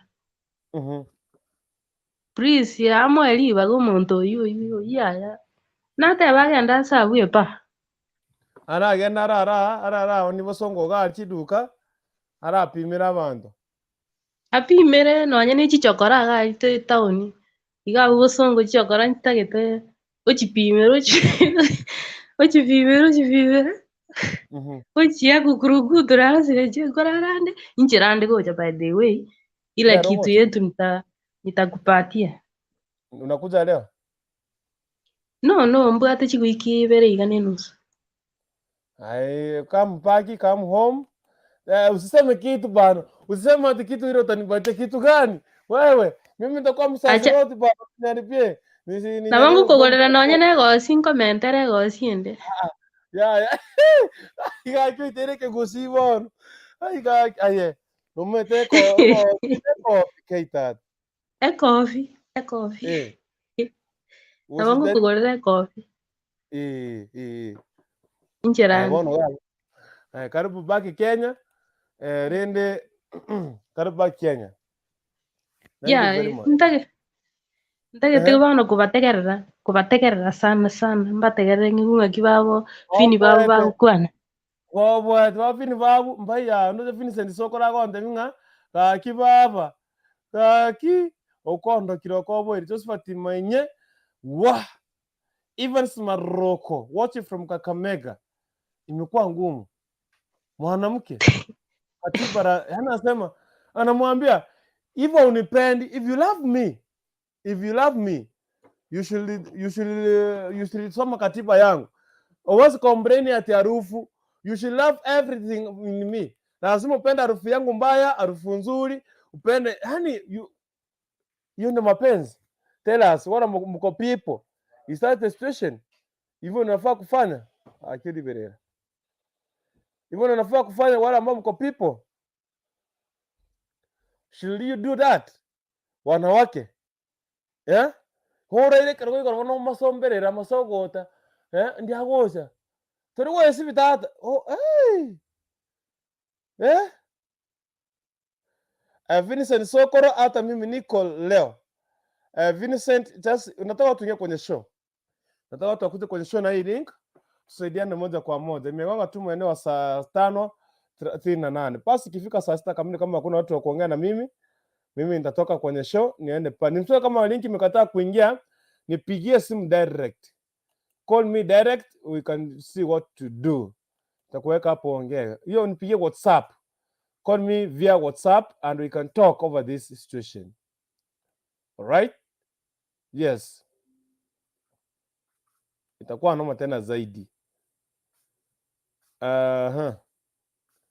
Yes.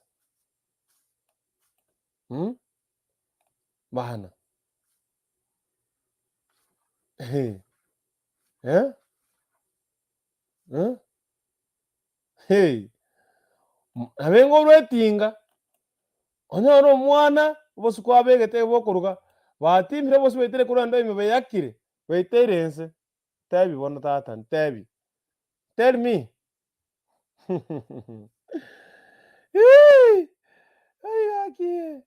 Hii katiba mimi nitakuwa msasiroti bana. Watu niongelesha hapa moja kwa moja kupitia kwa njia ya link. Watu niongelesha moja kwa moja ama nambari ya simu pale itakuwa na tena zaidi.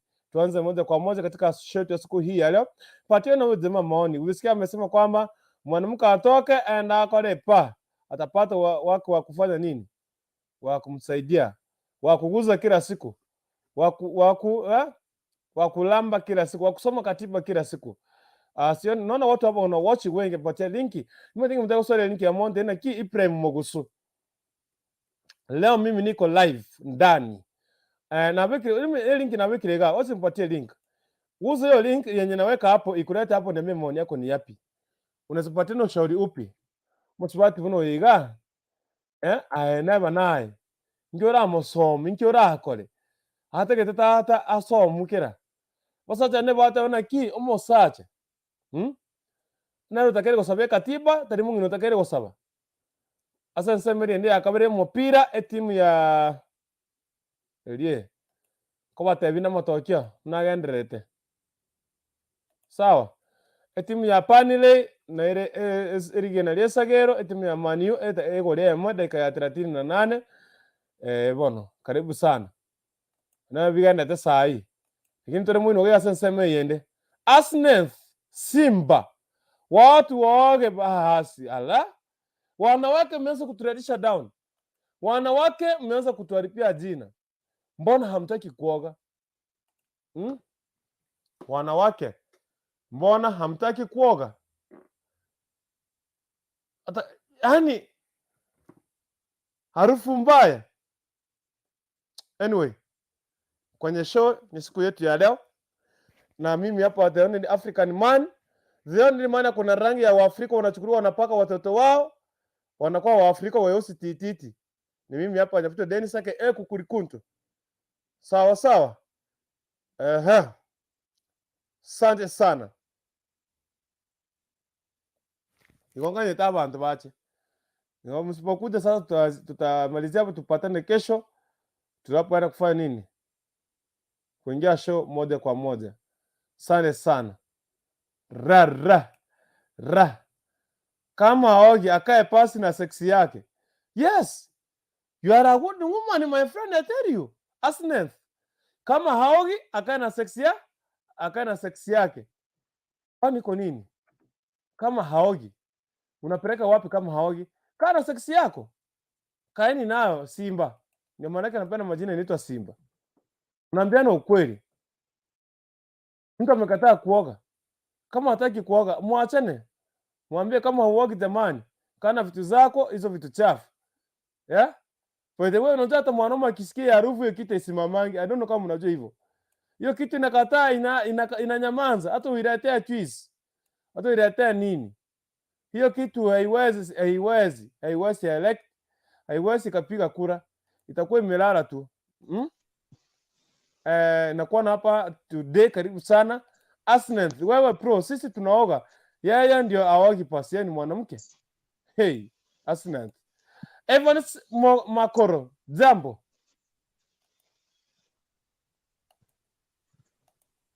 Makoro Evans.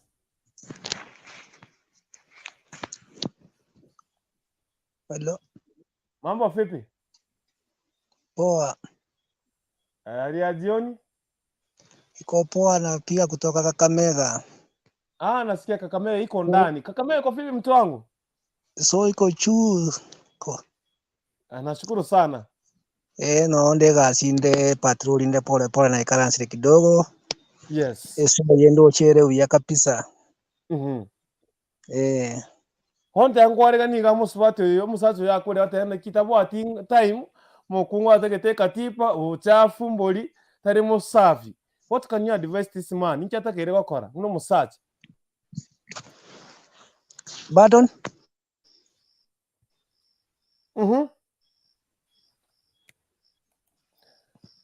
Evans. Iniko iwote tata. Ninko iwote Evans. Omukumbo inagwate gasi akora guse nyumba. Tabwa ati gasi akora tata. Unabato nyarta one kambia story. Okuga gwajo ebikora gusibi no ekaranste isiko ogojo gotebi gwagire patrol ligima.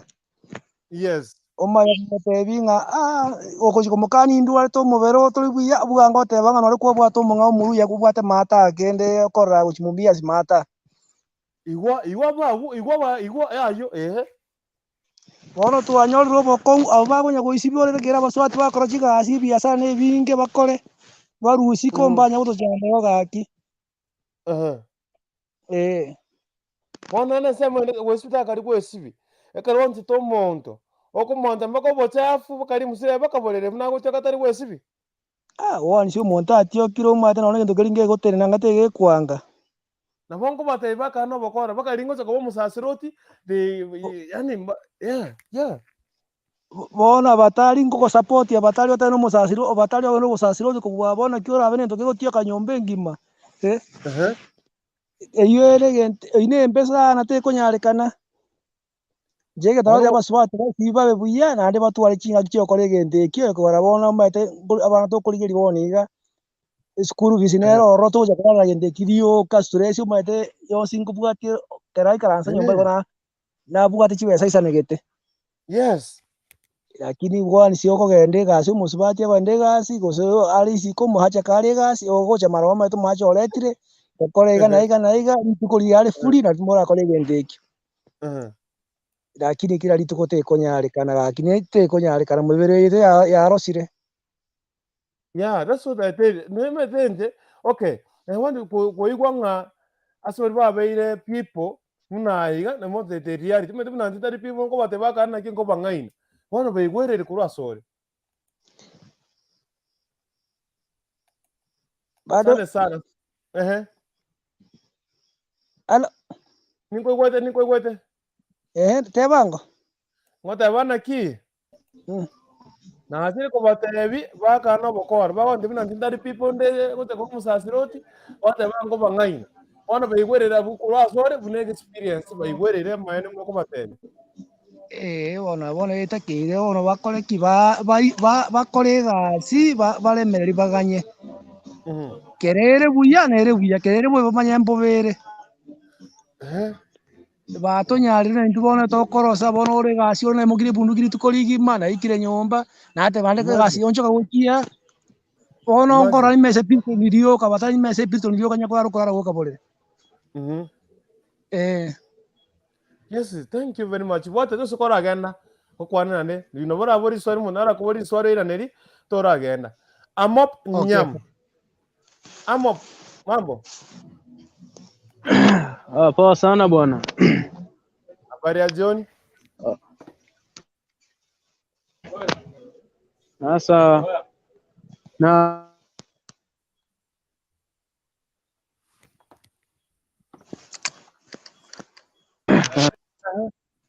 network. Anaitwa Asenant, wewe prosi tunaoga. Ni yeye ndio aogi pasi. Wewe unaoganga? Zipora kuamboka.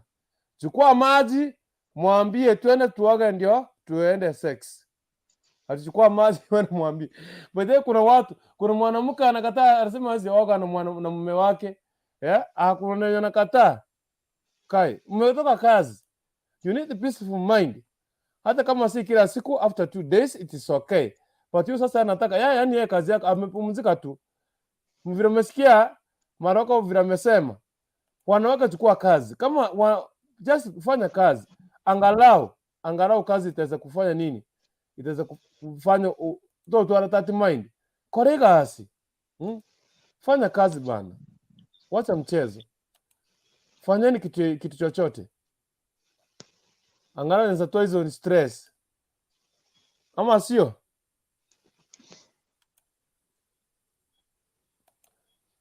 Wanawake, just engage yourself well. Muache mchezo. Muache mchezo. Abantu besibi na nima banga temtepo. Tena kubori na ki tata Morocco. Yes. Igende keiga moko nete na kimoko kimanage.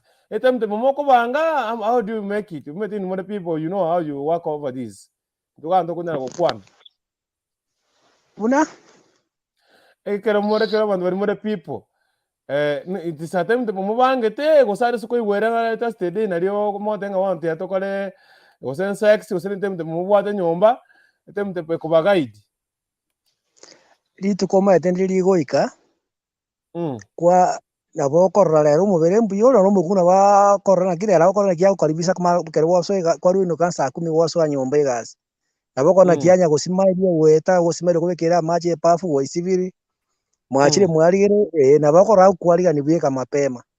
Lakini naona na buji andakora mangana mbo bakale se nyombe.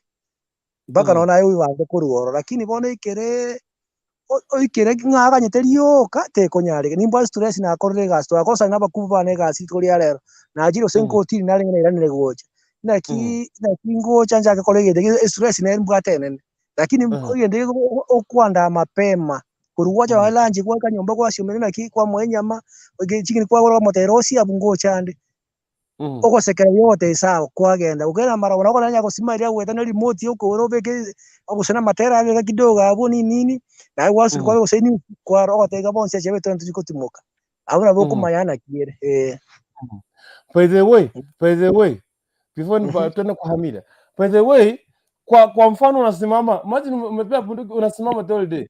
Mimi kuna siku nyingine naenda na kazi na kamera tuko function kama ni function tuseme ni ya Uhuru umesimama na kamera umesimama the 6 hours usongi kwa kamera tu umesimama kwa kamera ukitoka hapo 6 hours umesimama umechoka na unafika kwa nyuma mtu anakuambia katipa si usome sasa gaki hey Hamida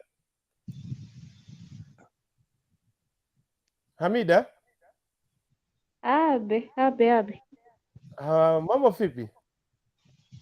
Nashukuru sana alhamdulillah. Umeshindaje nyote? Tumeshinda poa. Mimi nitakuja kuprotesti wakati sijaona sura wako unafichanga na mimi ni sura wangu anaonekana nda protest hivi na nisikure jioni.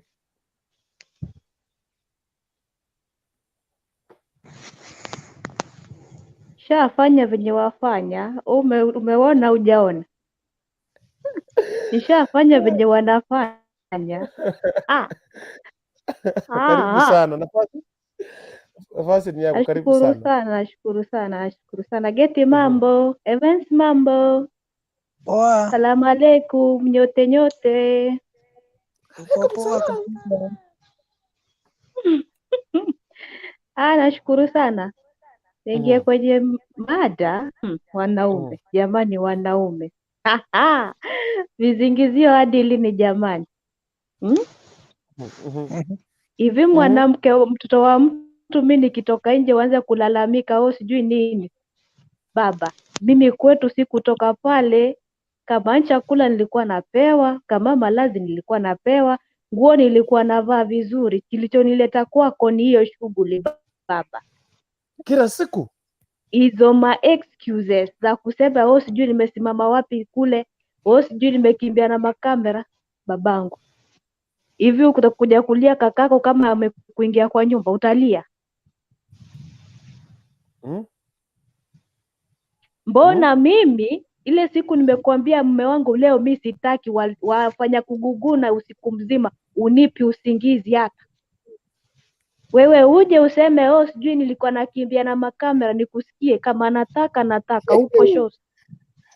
Habari ndio mjini. Mwanaume shughuli baba, hata kama uko na nini nipe haki yangu. Ukitaka nakupa. Vile vile leo nimeitaka, uwe ni bahati mbaya umechoka, nipe hata nusu baba. Juu nakupenda, hata ukingisha kidole niko sawa tu. Salamu alaykum. Hey. Why? Hey. Hey. Hey. Mimi kwa msafiri kutoka mtu wewe. Na hivyo ndio utakosa bibi. Maelewano. Iwe umesema leo nimechoka nitakuelewa. Lakini pia wewe uwe na huo roho. Nikikwambia mimi mwezio nimechoka, uelewe, si unisumbue. Maana nyi wanaume mwataka tu tuwasikie nyie. Nitakwambia mume wangu leo nimechoka. Hapo utaanza kujikunja, mara waongea, sijui nini, utanipa amani nikalala mtoto wa mtu. Wewe umenikujia hapo umeniambia sijui nimetoka na makamera nimechoka. Nitajuaje kama umechoka? Maana wanaume mna mambo nyingi. Utasema umechoka, mwisho wa siku ulikuwa na amida pale nje. Upo shoti. Utasema umechoka, mara nikakuja nikapata mtoto wa wenyewe ana mimba. Utaniambia ulitoka hiyo siku kwio. Haki yangu nipewe kwa muda. Na ufao. Unajua sasa shida hapa kila siku. Kila siku ndio hivyo. Ala, kwani nimetoka kwetu nije kukuangalia kifua chako? Kwani nimekosa kule nyumbani? Nilikuwa na kaka, nilikuwa na baba pia. Upo. Mapenzi ndio hayo. Kama nataka, kama sitaki. Pia ukitaka. Ni hivyo. Mwanaume ni kumkamilisha mume. Shida gani tena? Kuoga. Mwanamke haogi. Ni mara moja tu kwa wiki. Anakuja na harufu yote kwa kitanda akiambiwa anasema hivyo nipendi, upendi harufu yangu. Yaani hapo kwa kuoga mposhoga yangu huyo ashamaliza huyo. Maana mwanaume anapenda usafi jamani. Wanawake mwatuwaimbisha. Ndio hiyo hata mume akisema sitaki ndio hivyo atasema hataki. Maana usafi muhimu. Mtoto wa mtu mbembeleze, yani mlegezee, kiwezekani unengue mauno. Usafi uwe umenyoa. Uwe kama uso wa mtoto ama matako ya mtoto mdogo. Upo.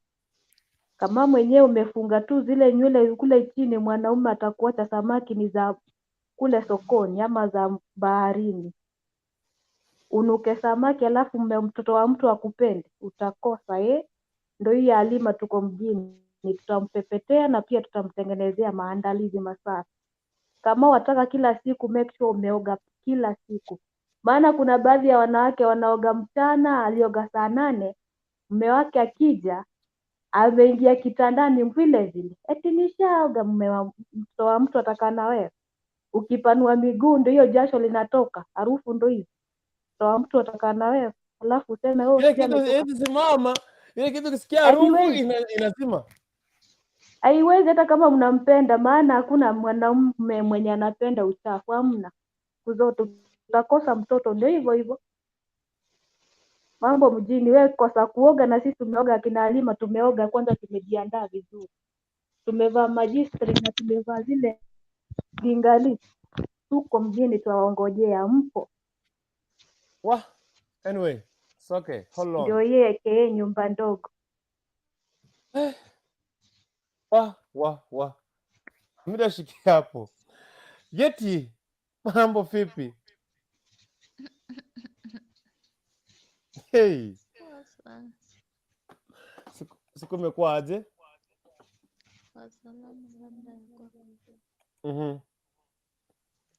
By the way, mimi ni msikilizaji na mtazamaji.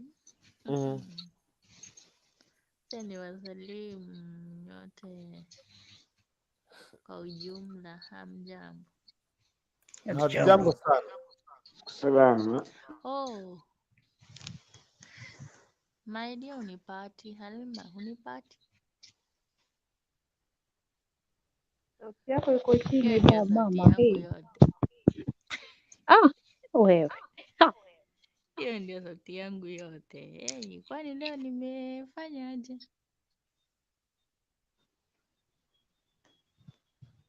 Naona mko poa baila.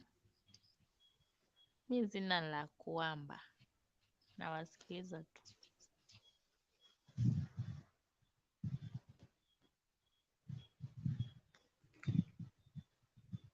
Kurutu ani mute. Umepata mchana wetu wa siku hii ya leo tafadhali? Hapana, ndio nimeingia. Hapa kuna mwanaume anasema pipi yake anataka sex kila siku. Kila siku. Lakini haogi. Lakini haogi. Afanye nini? Si amwache. Tafute mwenye anaoga. Sasa kama unataka haki, mbona usioge? Usafi muhimu. Mimi ningependa kuambia huyo mwanamke haoge. Kama anataka muhogo, akaoge bana. Muhogo. Muhogo. Akaoge.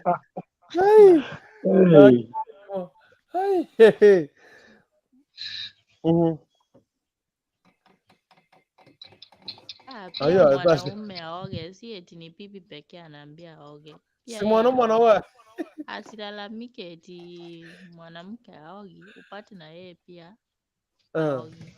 Naona. Wote wawe wasafi by the way.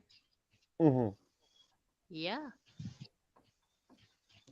Na kuna wenye wanapenda kujitetea sana. Ataweza lalamike eti mwanamke haogi na upate mwanamke anaoga, ila mwanaume hataki kupeana haki. Kuna penye anapeana huko nje. Lakini umesikia hapa kupeana kwa mwanamke. Sio umesikia anasema hapa kuna kuchoka pia. Eti kuchoka. Kai. Mbona basi ukanioa? Si ni kujipanga, yaani unapeana siku once, unapeana siku once per week, twice. Eti per week twice. Eti once per week hata dawa ina masharti wewe. Kuruntu utajua jiji ya mlijui. Hapo kurutu umetudanganya wallahi. Suna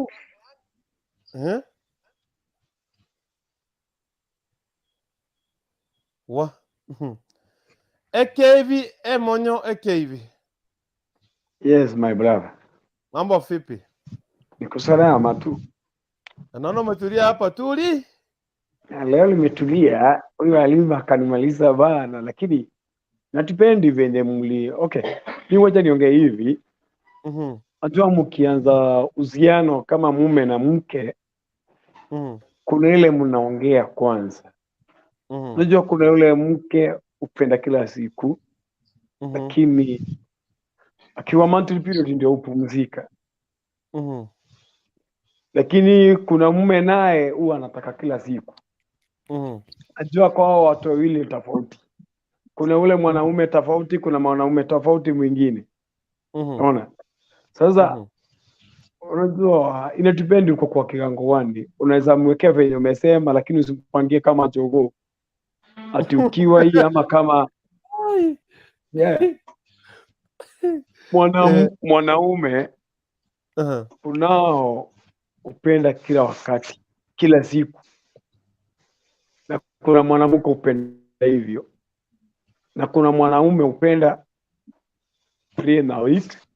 Kuna mwanamke upenda twice a week. Kwa hivyo inadepend venye mmeongea na huyu mwanamke venye umemzoea. Kwanza wakati ulimuoa ulikuwa unaingia hapo mara ngapi kwa wiki? Kama ni wiki mzima, mwanamke hasa zoea hiyo wiki mzima, hasa mzoea, hasa zoea hiyo siku mzima, wiki mzima mimi. Kwa hivyo mnajipanga kiutaratibu, mwambie mke wangu, sasa hii miaka imeenda, tujaribu adjust kidogo, tupunguze hii masiku. Kama ni 3 kwa wiki nayo inakubalika. Unaona, wewe ni mwanamke na mwanaume, ukiendelea hivyo mtasoeana tu. Hiyo ndio naweza sema mimi.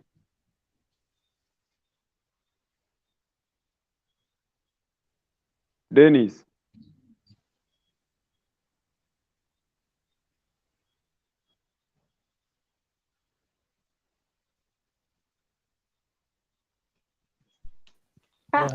Vini, Imagine. Vini wasemaje wewe?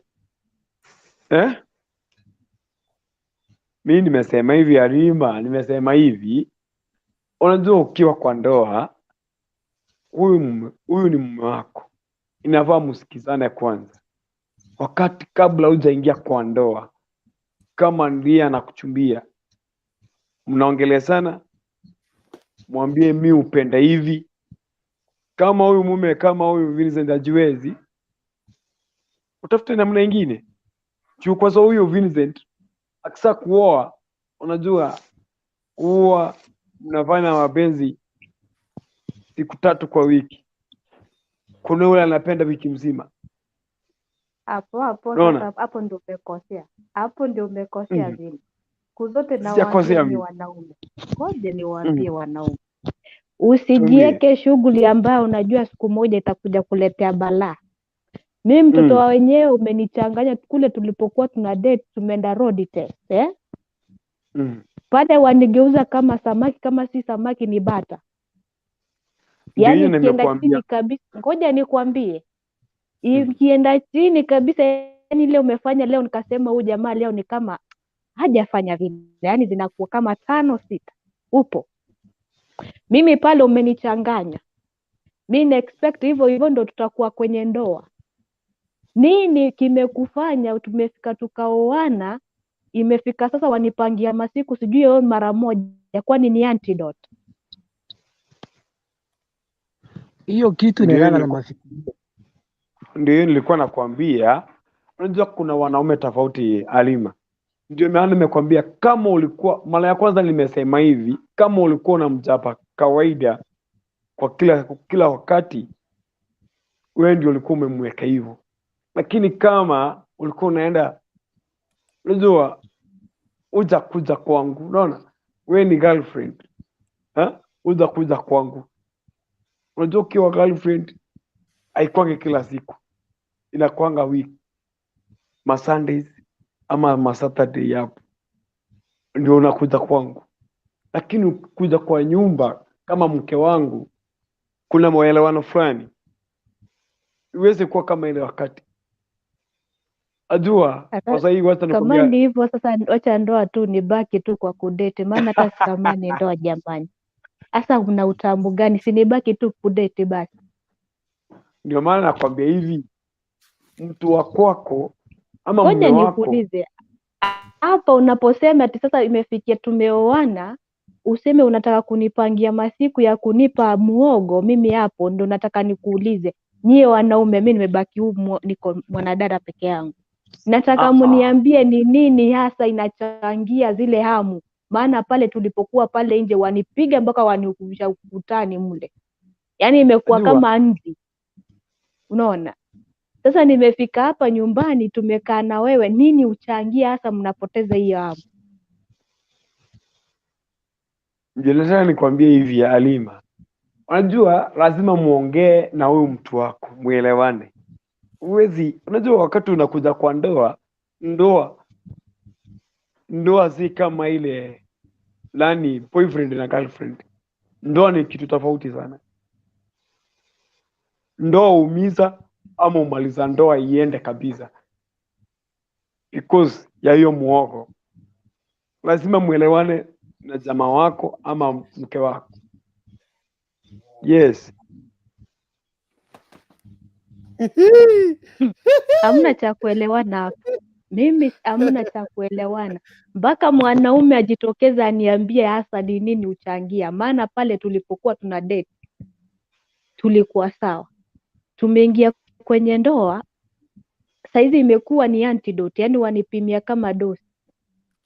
Halima, wacha Hata afadhali ya daktari, afadhali ile ya daktari, maana ya daktari imeandikwa sijui mara moja kwa nini kwa siku, mwingine kaandikwa mara 2 kwa siku, mwingine kaandikwa mara 3 kwa siku. Afadhali ile ya daktari, maana nyinyi sasa mmeifanya ni kama nini antidote.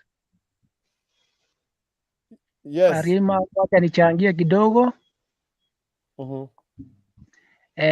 Hiyo kitu inafuatilia kama umekuwa msichana na mimi ni kijana, tunaanza polepole.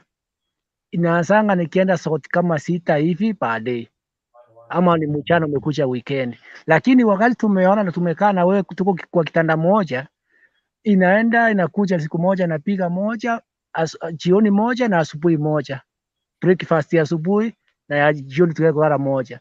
Sasa itakuja niache ya kwenda kulala, tunaendelea hadi asubuhi, napiga asubuhi peke yake moja, kabla sienda kukojoa nipige moja, nitoke niende. So huwezi kuwa vile nilikuja, tulikuwa tunaanza ile wakati ulikuwa msichana mdogo, ulikuwa na damu ya kutosha, na mimi nilikuwa na nguvu, nasema huyu sitamwacha. Nilikuwa najikaza kwa mwili yako ili uone niko na nguvu. Lakini kama najua nimekuwa kwa nyumba, sasa ninapiga moja, upende usipende ni moja, nikusoesha hivyo. So nikikusoesha mingi, hata mimi nafanya kazi, nitakuwa naogopa kuna mmoja atakuwa anakushughulikia hivyo.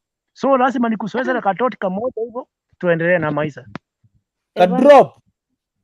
Evanso, mimi tena nikwambie cha ukweli. Tena nikwambie cha ukweli. Maana mimi sipi. Kama wewe utanioa, tuseme labda ukaoa, ukafanyia mtoto wa mtu hivyo, mimi wallahi bilhai, mimi utaniua bure mtoto wa watu.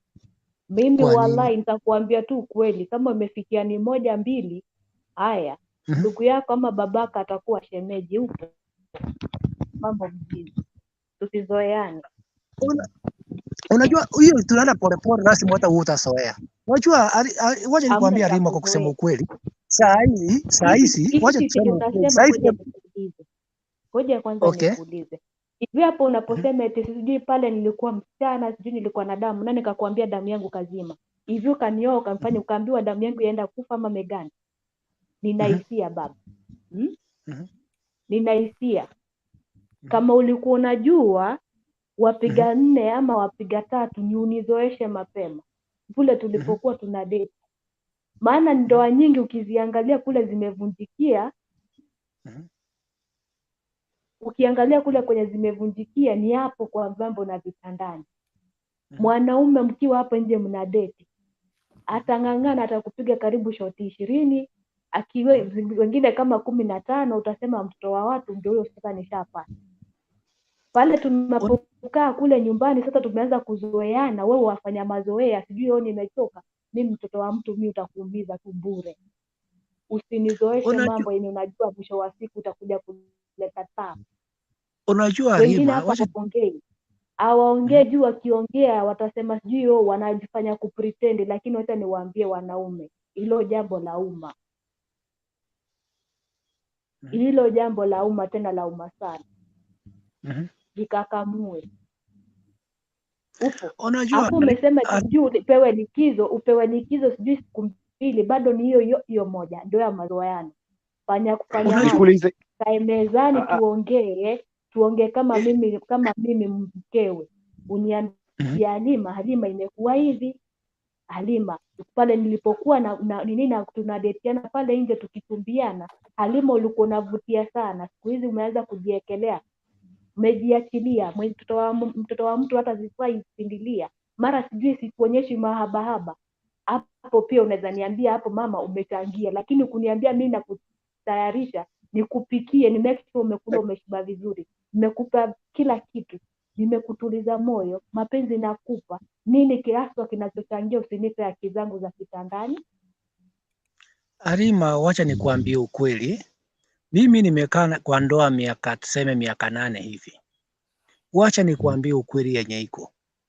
Kitu ya kwanza ina depend hiyo nyumba yako. Unajua saa hizi sisi wanaume tuko na ndio lazima uchengee pipi nyumba. Uwezi enda kuishi kwa kukondisha nyumba kwa nini kwa plot miaka yote. Huyu pipi anahitaji akae anajua kuna kwake, anajua kila anategemea. Unajua huyu mama, huyu pipi hafanyi kazi, mimi ndio nafanya mwenyewe, na mimi ndio nategemea nimletee chakula kwa nyumba. Sikia kidogo, nimpe chakula kwa nyumba. Maana hiyo ni excuse yenye Alafu sijui Amida anajua una mawazo mazuri, wataka kunijengea nyumba. Hiyo isikufanye usinipe haki yangu. Sijui wewe unawaza mimi nikikwambia nawaza hamna siku babangu, ngoja nikuambie, hamna siku babangu pale nyumbani umeniachia na watoto. Sija kuambia umekuja unataka haki zako, ngakwambia baba nani, sijui imefanyika hivi leo, nimeshinda na watoto nina stress. Hakuna siku mwanamke najikakamua, hata kama nina shida za kwangu nitakupa ya kwako kitandani. Upo, mwache kutumia excuse eti sijui na nina mawazo nasikia vile ya kujengea nyumba. Kwani nimecomplain wangapi? Kunao Alima venye unasema hivyo, kunao wanaume, hata kunao mwanamke atakangio kila wakati. Unajua inatipendi wewe mwenyewe unataka. Hata kuna mwanamke atakangi. Ngoja nikuambie wewe nani vile. Nakwambia kweli.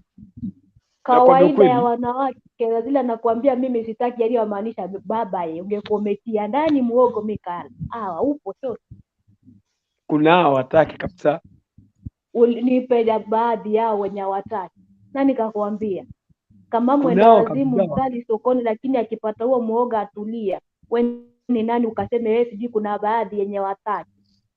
Kunao, nakwambia ukweli. Wewe ni nani? Wewe dadako ama nani? Utupe mwambie. Si dadangu. Umetoa wapi hiyo? Umetoa wapi hiyo kule yenye umesema sijui hiyo hataki? Mimi niko na wangu alikuwa anakataa kila siku, nikaamua kuwa msasiroti. Arima, wacha nikwambie kuna Alima zenye aziko sijui nafikiria kujenga nyumba. Nikakwambia nataka nyumba. Amida, wacha nikwambie kuna rafiki yangu tunafanya na yeye, na chusi ameniita, alitoka nyumbani alienda wiki moja, off ya wiki moja. Aliniambia alifika nyumbani kwake akaangalia poma, akaangalia vile yuko. Unajua unafika hata nyumbani unaangalia vile pipi amejipanga, utakuta uchafu inaanzia kwa gate. Ukianza kuuliza hii imekuache, hii ng'ombe mbona una morali na katika kabisa, uwezi rudia na utakuwa na hamu na yeye. Uangalie kitanda vile aliamuka asubuhi, aliacha blanketi iko free, na angalia kama ni maiti huko kwa kitanda. Ukienda kuangalia jikoni masubuhi alipika tangu juzi. Jikoni mwanaume anaenda kufanya nini jikoni kama wewe si umepewa dera? Haya tukuvishe dera. Waenda kufanya nini jikoni? Muone. Silikuwa kwangu nyumbani, nimeenda kwangu nyumbani, nimetoka kazini, nimeenda nyumbani kimoja. Umecheza pale na kina nani nyumba ndogo, ndio maana mwakimbilia usiku mzima, umezungusha mtoto wa mwanaume wa mtu, umezungusha. Sasa umesija kunyumbani, unajua nitataka haki yangu, ndio maana wakimbilia sijui ng'ombe, sijui umefanya nini, sijui shambani. Mbona iwe hivyo? Mimi nakwambia mume wangu, utapiga kelele, mwisho wa siku utakuweka kitandani. Kama ni kukubaka nitakubaka huko, sitaki. Sasa si unaniweka, lakini kitu isimami, kitu imekaa kama isimami. Kama isimami. Umetembea nyumba ndogo usiku mzima, sasa ndio umeamka, umekumbuka kuna mke nyumbani, wacha nikaende. Kama umekuja ubaki huko. Amida, wacha nikwambie, mimi nimekaa exposed kidogo, nimekaa nje. Wacha nikwambie ukweli, nimetembea Kenya, nimekaa exposed kidogo. Wacha nikwambie, nikipata hata ndogo anipeleke kama hapa Kakamega, kinipeleka mzuri. Kuna watoto ya university hapa, wasichana wadogo wanajua kukaa na wanajua kukanda mgongo mzuri. Nikienda nyumbani kwa bibi yangu vile tu ni hapo umekuwa mama kusema sijui sijui nini, chukua ile mawazo ya yule mtoto. Acha niwaambie wanawake wenzangu, na mfunge midomo yenyewe wanaume, maana mmetubeba sana, mmetuzoea. Mwache kutuzoea kama madea ya Mombasa. Sasa niwaambie wanawake, pale unapoona mume wako amefika nyumbani hata haja kusabahai, haja kusalimia, pale ameanza sijui amepata mtoto ana kikombe pale nje, ameanza sijui umeona mmeachia mtoto kikombe, mara amefika sijui mbona hii nyumba iko safi na nuka.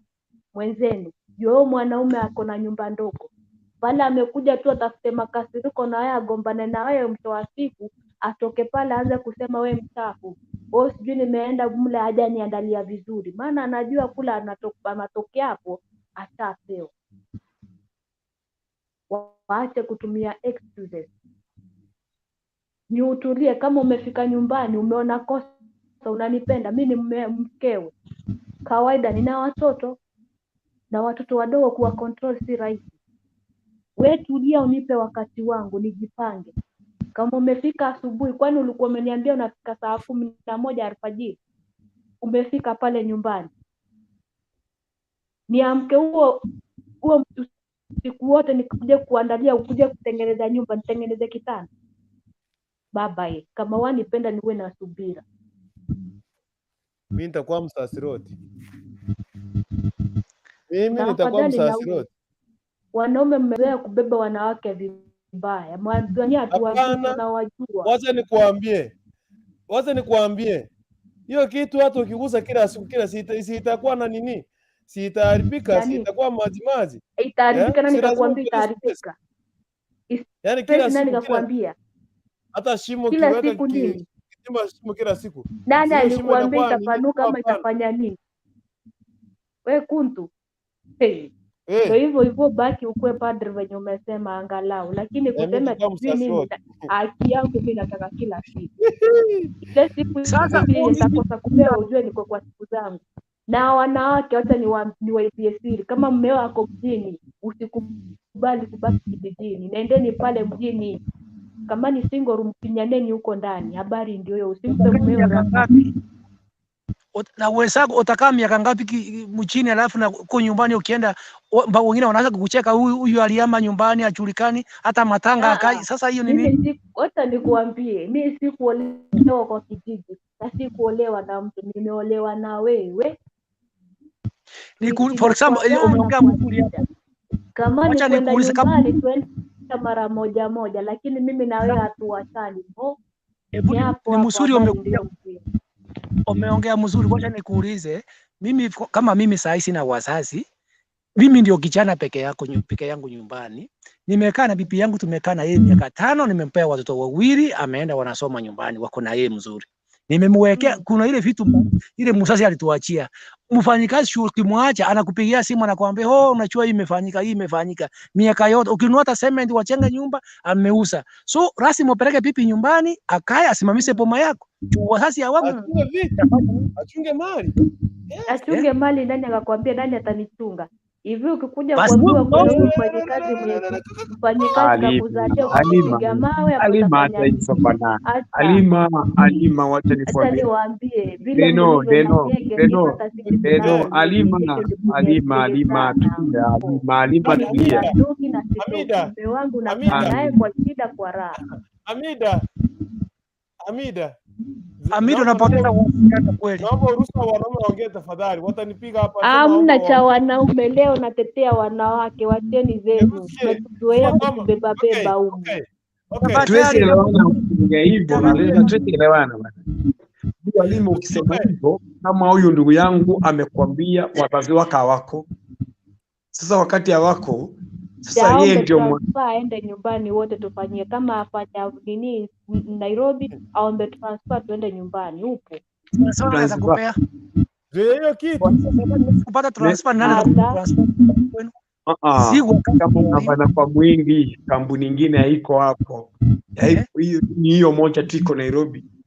Utakuwa wacha kazi because of the kuna tofauti gani? Ngoja niwaulize wanawake, kuna tofauti gani na wasichana walienda huku Arabuni kufanya makazi na kwenye ndoa? Hamna. Unajua kitu yenye unaona wote wako long distance relationship. Kitu yenye iko hivi ni ile tu muelewa. Ukishafika miaka 5 umeshakaa ndoa kwa miaka 5, kitu kama hiyo ndugu yangu amesema hivi. baba. ile Mimi huwa kuolewa siolewi kama wewe kama mwenyewe ndio unamtembelea. maisha. Aha, siolewi.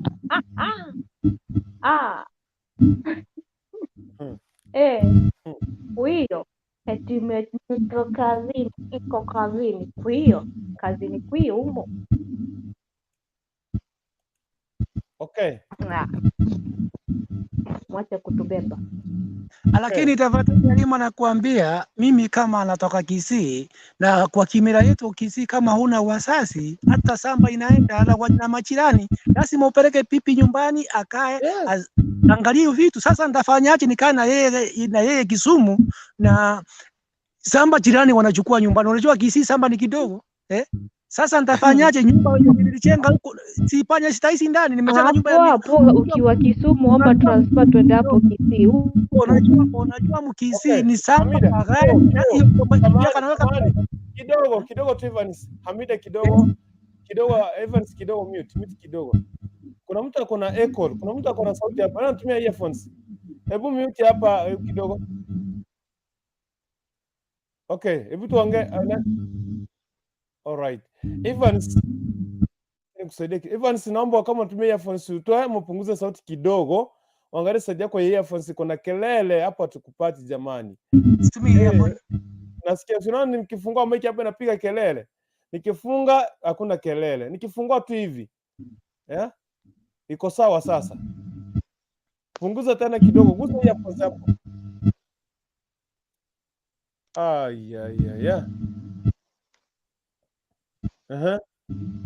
Okay, tuendelee pasi.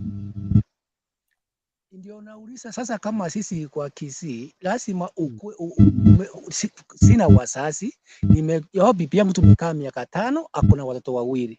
Nimeamua nimeendea roli, nimemjengea nyumba ya 1.5 akae nyumbani ili achunge ile ploti ya ile samba yenye ilipaki, kuna majani chai, kuna kitu avocado, kuna ili akaa hapo na yeye akiangalia. Juma jirani wananyakua kila kitu, tuikaa na yeye Kisumu. So nimempeleka huko, amekubali, tumekaa chini, tumeongea na yeye. Nimemjengea nyumba kama yenye alikuwa anakaa town, iko na maji, iko na stima, iko na tiles, kila kitu nimemwekea. Nimenunua ng'ombe ya silogresi 2 nimemwekea. Nimemwajiri mfanyikazi akae na yeye akimanage hiyo vitu vile iko. Ana kazi, hata mtegemea msara yangu, na msara unajua nimechukua loan, nimeenda kuchengea hiyo nyumba. Kuchukua loan ya 1.5 si kitu, loan unataka 5 years. Nimeng'ang'ana aende, nimemchengea nyumba. Amekubali my dear, leta loan nipepe misigo yote, yani nikaa nyumbani komboni kupa. Au watoto mahali tunakaa hizi rumu ndogo ndogo hapa, hata unajua mtoto akifika miaka 4-5 anajua kitanda kitingisi, ana usingizi. Utakuwa una kesho ukiongoja watoto warare. Ndio pendwe pipi yako. Lazima unapeleka nyumbani, uchenge nyumba kubwa. Watoto ni wako. Kwani hao watoto ni wanani? Watoto ni wako. Watoto wakisikia hata harufu peke yake, unajua kitu ukifanya harufu inatoka. Wakisikia hata hiyo harufu hiyo kitu, unajua wamejua, unajua siku hizi wanajua kila kitu. Mpaka harufu. Ukipenduka, mtu kwani wamekuwa masikio juu kama So lazima ukae na bibi yako muelewane kwanza. Mwambie my dear, nimekupata, tumekaa na wewe, tumefikisha watoto wangu. Sasa nitakuwa nakuja kila weekend, nitakuwa nakuja kukuona. Na hiki kitu unajua mimi najipanga na kula nzuri, nikunywe chai ya koko mzuri. So ni wiki moja nimejipanga. Kitu gani nyumbani, kitu ko strong. Hata mama anasema kweli siku hizi iko sawa. Si kama siku ile tulikuwa tunakaa na wewe. Anakupali. Ukisika yeye siku 2 anasema hii nyingine nimechoka, anakuambia sitaki leo. Anapiga makofi peke yake. Anakaa kwa kitanda anakupigia makofi kwanza. Anafurahi. Unasikia kama achaimba akiwa jikoni, anaanza kuimba pole pole. Unapata dawa. Ukiona pipi ametoka asubuhi anafua nguo, anaanza kama anaanza kuimba tu, kitani pole pole. Hiyo kitu ilifanyika mzuri. Lakini ukifanya kila siku kama kuku, hakuna kitu atasikia. Ndio nakuambia lazima ikue kama nitambu umechenga, kama Friday ndakuwa off, nitaenda nyumbani. Hiyo Friday akienda, ukimwambia na usiende umuhara, unampigia simu Friday, unamwambia mapema, unamwandaa kutoka Monday, unamwambia my dear on Friday nitakuja. Kama kuna mwenye anakuja kando na yeye anamwambia usionekane, mseta atakuwa Friday. Tunajua wanawake ni wachanga. So ukifika nyumbani anakuja Friday, unafanya kasopingi yako, unamnunulia nguo mzuri, pandile mzuri, akiona tu akifaa anaenda kwa pafu, anao akipita hapo mbele yako unafurahia. Lakini sasa ukituambia tu ukae na yeye kila saa ukikucha akuna yeye, hata mtu akienda akisuta kidogo hapo harufu ndio hiyo, sio utakuwa umemsoea. Mahaba ndio hayo sasa, hayo ndio mahaba. Kama wapenda mke wako kaa na yeye. Ndio nakuambia, si kama vile nimekaa kwa ndoa, kitu yenye iko mzuri, kaa mmoja. Akikaa mbali kidogo ni kama girlfriend yeye umetongoza. Mbona akae mbali? No, nakuambia kama usisoe kukaa na yeye sana. Wacha nikwambie ukweli, kama unataka hata bwanaka afurahie, akae mbali na kidogo. Kama ndio nakwambia, mtu anafanya biashara, utakuwa unamfungulia hata biashara, anafanya mali. Siri ya kukutana kila saa, mara ananuka jazo, mara nini, mara nywele unakuta unamtumia pesa, unamwambia anaenda saluni leo Sunday, ni siku ya kupeka saluni, napeleka mtoto wako saluni, wote wanaenda. So ukienda nyumbani, ile siku nyumbani ni siku yako. Wamefurahia. Unakuta yeye umekuwa kama girlfriend, anakuwa kama girlfriend yenye umeanza saa hiyo, unaanza kumtongoza. Hata hiyo kitu unajua sasa itakuwa imejifuta kidogo, iko si kama unajua, so kama ilipanuka kutoka jana asubuhi na sasa hivi imepanuka tu kama mdomo.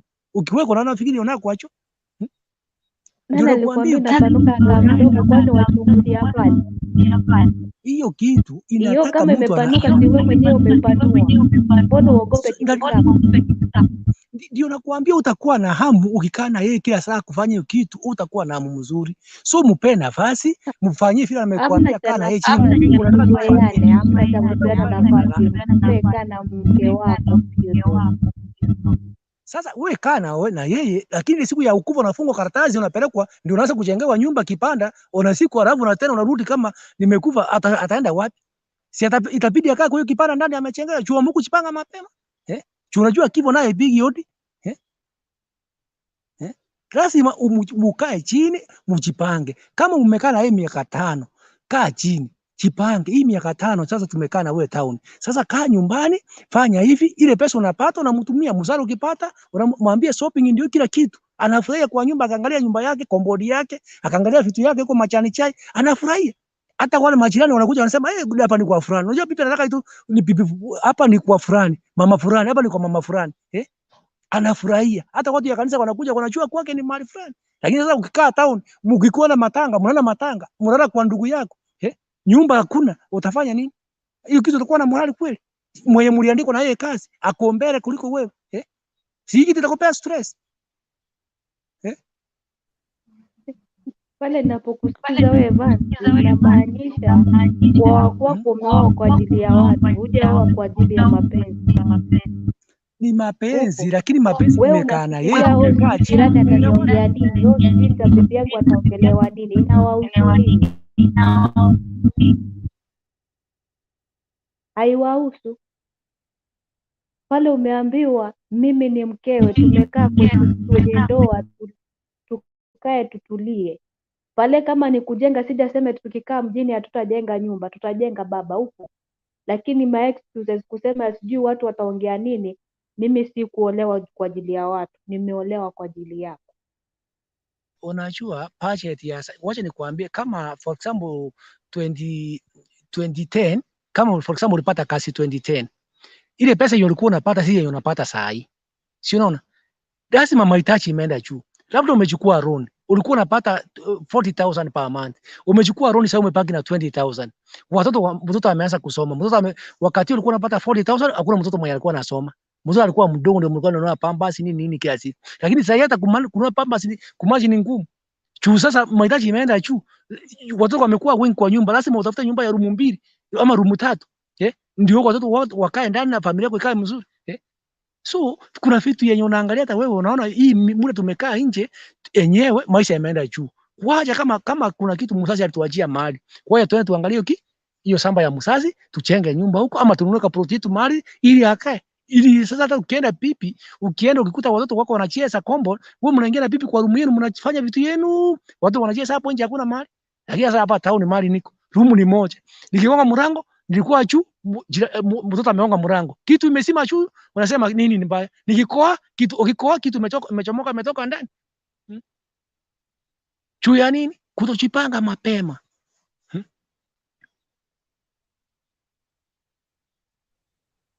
Wewe nenda ukajipange ndio ukaoe. Kama umeoa alhamdulillah. Kama ungekuwa kama Kuntu mwenye amesema niye ni padri, Kuntu umesikia habari mjini ndio hiyo, kajipange. Maana Mimi nitakuwa kama utaoa ujue ujenge nyumba mapema, utengeneze kila kitu, ndio ukileta mke muenjoy. Watu wanaumia huku nje, acha nikuambie. Pateza Watu nikuulize. wanaumia humu nje. Waza nikuulize. Waza ni mute mimi. Nimefunga mic yako ina kona echo. Nimefunga kidogo wakati tunaongea iko na echo, so utaongea ndio kufungulia Evans tafadhali. Uwezi kula sex kila siku. Uwezi letea mwanamke sex ya kule.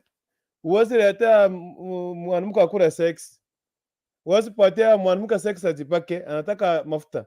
Anataka nguo, hawezi vaa sex. Ile kitu iko it is panga si kila siku. Specific days. Siku mbili kwa wiki ya mida iko sawa au sio? Oe Kuntu.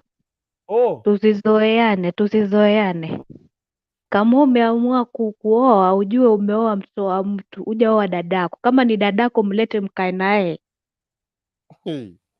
Mkae naye, hata subiria umletee mafuta, umletee kila kitu, hata kuomba chochote. Lakini kama ni mimi nakwambia una safari mrefu. Mimi kama nataka iwe mchana iwe nini, nataka. Habari ndio hiyo. Maneno ya kusema sijui huwezi kula sijui nini, pale unapoenda kibaruani waenda kufika kure bure bila kuleta kitu nyumbani, au kai pale bure, umeenda kufanya kazi. Na kama mkewe mimi nimekungoja nyumbani, umeshindaje na kuliwaza vizuri? Kama ni hamu nitakupa hamu, upo baba? Ni mahaba until death do us part, upo pale. Nitakapokuwa nimekupa off ni pale tu kwa siku zangu, pale unapumzika. Nikimaliza basi tuende nalo, amna cha kuachana. Ama uniambie una nyumba ndogo, maana ukiniambia una nyumba ndogo, ngoja nikuambie, panaharibika nini? Sijui ukikula si kila siku inapanuka. Kapanuka nani kwio? Ulisikia wapi imepanuka? Maana kila kitu ile kitu ni kitu chako pale ndani. We mwenyewe ndio wajua umeenda kilomita ngapi. Sasa we umesema hapo sijui inapanuka, ukikuliwa kila siku yapanuka, nani kakwambia? Hiyo kitu ni blada ama ni kama balloon? Upo? Sasa we mwenye unasema sijui kapanuka kafanya nini, hiyo jua mnakula wawili, mashemeji mko wawili. Maana kuna mwenye amekimbia kilomita zaidi ya kwako ukapata imepanuka. Kai. Hey.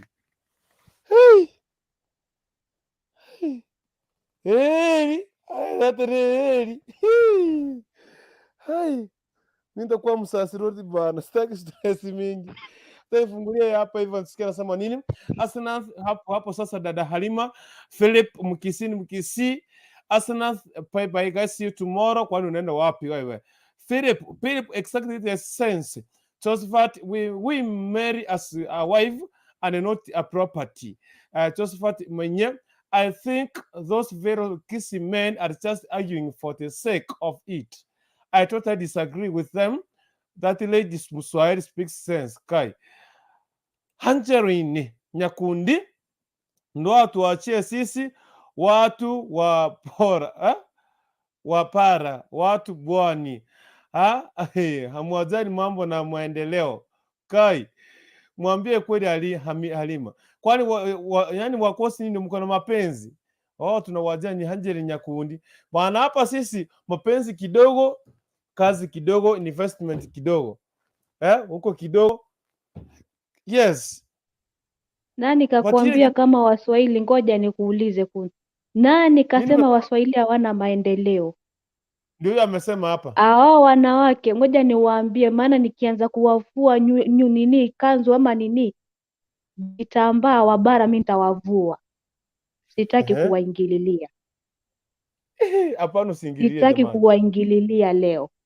Maana nikianza kuongea wanawake wa bara hapa mtafua nitawafua uchi wenu kabisa na nitawatindikia pale mbele. Okay. Wanawake, si eti kama ukiwa mjini ndio utakuwa unapanga maendeleo, ama ukiwa kijijini ndio utakuwa unapanga maendeleo. Mimi naongelelea kwa wale wenye ndoa, achana na vinyangarika hapa.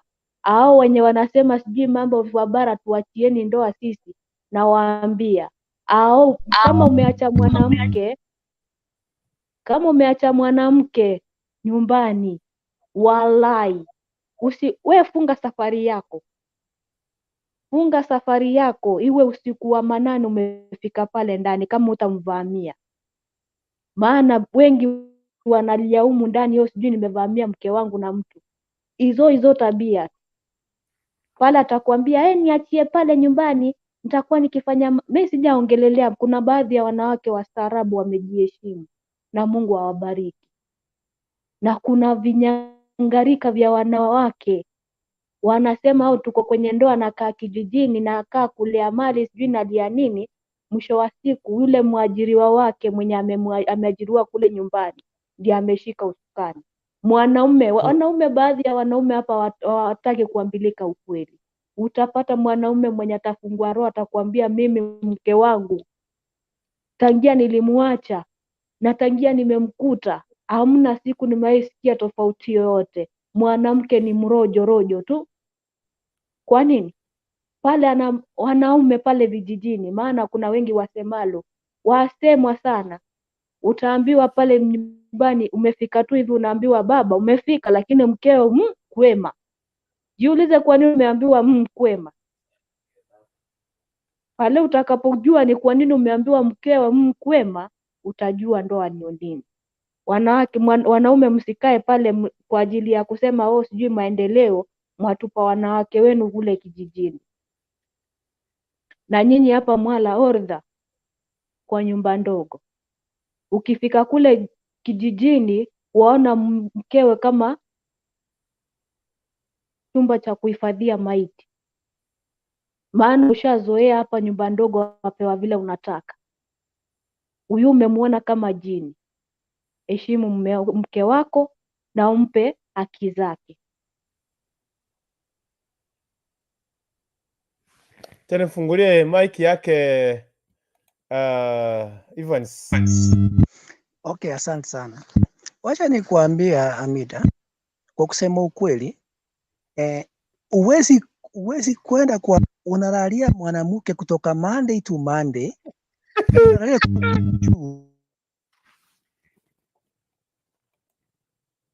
Yes, tuendelee. Evans. Asema walalia mwanamke Monday to Monday. Umesikia amecomplain? Aja complain. Sasa wewe mbona ucomplain? Umesema nimelalia mtu mpaka Monday to Monday. Mbona ucomplain?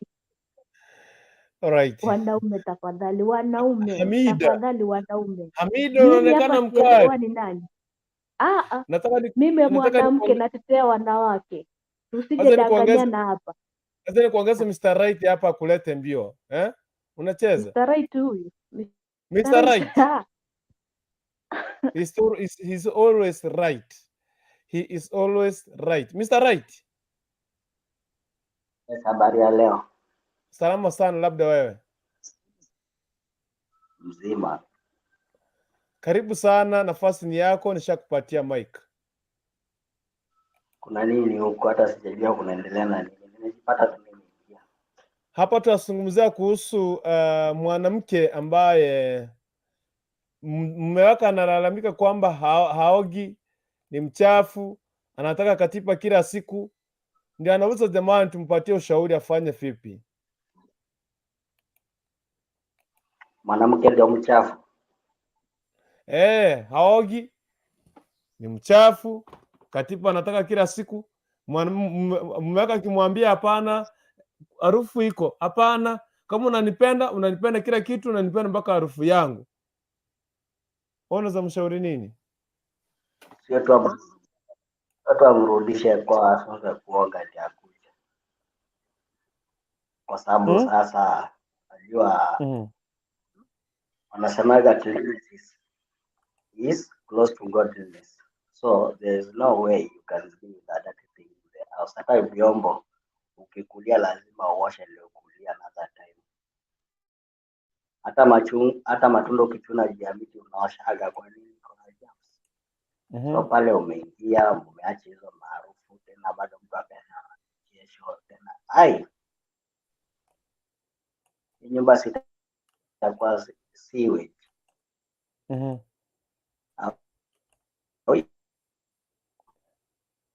Yes. Mr. Right. Mr. Right ndio uache kutusi wanawake ati sewage. Nani kakwambia sewage? Kama wasikie na nuka vaa mask ala.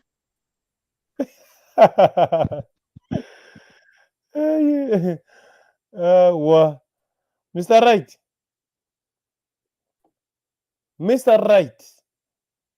Right. Kuna mtu anasema hapa kwamba anaitwa Angeline. Angeline nasema kwa jamani dada, tutakalia mapenzi au mapenzi kidogo na maendeleo kiasi. Lazima maisha yasonge bila hela. Mimi huyo mume simtaki, mapenzi siri. Umefanya nini? Umezaa kufa kwa njaa, lakini huwezi kufa kwa ajili ya mapenzi. Usafi nayo kwa mwanamke ni compulsory, si optional. Hamdo, umesikia? Mapenzi kidogo, kazi kidogo, maendeleo kidogo. Kai. Huyo ni yeye, maana hao ndio wale wenye wamenyomvolewa. Na ashakumsima tusi.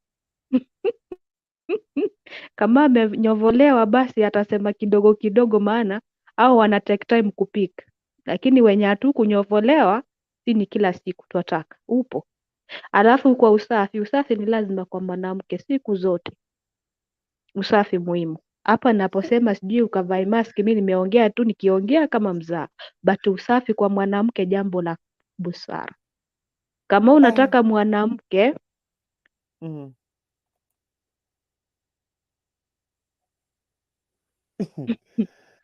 Nimeambiwa nisiongee. Nimenyamaza, siongei sasa. Kwambo I know kwamba hivyo ananionea. Kwambo najua ananionea tu hivyo. Ndio maana namtafutanga simpati. Amenanionea. Mimi nimenyamaza kwambo, siongei tena. Ndio umeambiwa sasa, kama hujaoa ufunge mdomo na boko lako.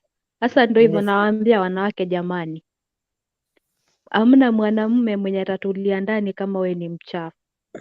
Usafi hajamaanisha tu mwili peke yake. Usafi inaanzia pale jikoni na wanaume. Tafadhali. Kama mimi sina ugonjwa wote, tafadhali acha kuenda jikoni mwangu. Koma jikoni. Jikoni ni kwa wanawake. Unless kama wataka kuvalishwa dera. Upo.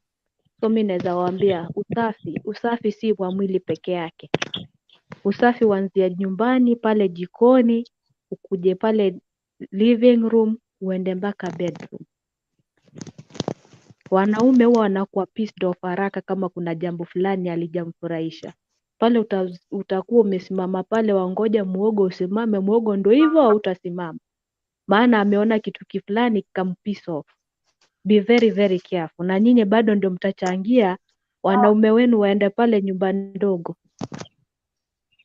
Maana pale nyumba ndogo amejitahidi, yani pale ni kuharibu, ikiwezekana ajitafutia jina tu. Na wewe utafanya pale umejifanya sijui umeoleka. Sijui unatumia watoto kama excuse, utaki usafi. Hey, akwambia utalia sana. Ndio hivyo nyumba ndogo atakuja na atamuinua ule mume wako na utamuona, utabaki tu kwa mataa ukisema sijui nimeibiwa mume. Ungemweka vizuri angeibiwa. Upo. Mimi acha nipatiane nafasi. Wacha nikimbie kwake Mr. Right ndio nikuze kwake Evans Maroko. Mr. Right, ulikuwa unasema kitu. Karibu sana, nafasi ni yako. Mbua. Pesha hapo.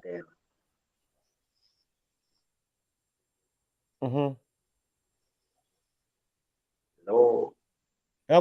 Tunakusikia ndugu, endelea. Network inakata. Nini ni mbaya leo Mr. Right? Hebu tafuta network. Angeline Nyakundi, usafi nayo kwa mwanamke ni compulsory. Josephat Mainye anacheka, wewe cheka tu, na nimeambiwa na kuambia ni nyamanze. Angeline Nyakundi, kinembe ninajo kizima kabisa. Nyakundi, oh Maroko. Okay. Let's continue from you now. Yeah. Ni kama next. Nilikuwa nasema kitu ya kwanza maendeleo, mapenzi. Sasa uwezi weka pipi kwa nyumba, ukitoka mahali nikitembea trip moja nikirudi naingia juu. Hata yeye atachoka, si ni binadamu, hiyo ni mwili anatumia, hata mimi natumia, ni damu natumia, si mafuta. So lazima uweke maendeleo ili na yeye hata akitembea anakiingia kwa ile klasi yake, ndio ati wewe sasa ni kazi yako nimesaa watoto 10 bila mpango juu ya kukimbia. Lakini ningekuwa nimepea nafasi amekaa huko anapumua, at least atajua hata vile anafanya family planning. Nikisema nikae kwa mapenzi kwa mwanamke kila saa nimekalia, nikitoka saa hii nimeenda niko shift ya usiku, nikienda saa hii nikalie juu, asubuhi nikiwa na yeye ni 4 tu. Sasa sitakuwa ni kazi ngumu sana. So maendeleo mbele. Nikakwambia ni kazi. Alafu nani kakwambia tukikaa pamoja hatujafanya mpangilio wa watoto. Hapo tutaenjoy upo. Utapanga lini? Unajua kuna ile siku ya panga lini mwanamke, unajua siku gani? Ngoja nikuulize. Unajua umenipenda. Ngoja nikuulize nimeweka mimba. Evan, hivi venye huko unajua bibi yako amefanya family planning ya miaka ngapi? Unajua? Sinajua. Si hiyo ni kitu unajua usifanye family bila kukuambia. Si lazima mnakaa chini umwambie kuna family nataka kufanya hivi na hivi ili ikue hivi na hivi, mtasa mnaelewana, na akifanya peke yake si itakuwa ni mambo mengine. Sasa iwe mambo mengine ya mtu anakuamini. Kwa nini afanye family planning bila kuambia wewe bwana yake? Kwa nini ana dungo sindano bila kukuambia? Kwa hivyo wewe vitu mingi unafanya unaficha bwana wako. Ni hata So sitamani ndoa. Kama ndoa ni hivi, kama ndoa ni ya antidote, sitaki ndoa tafadhali.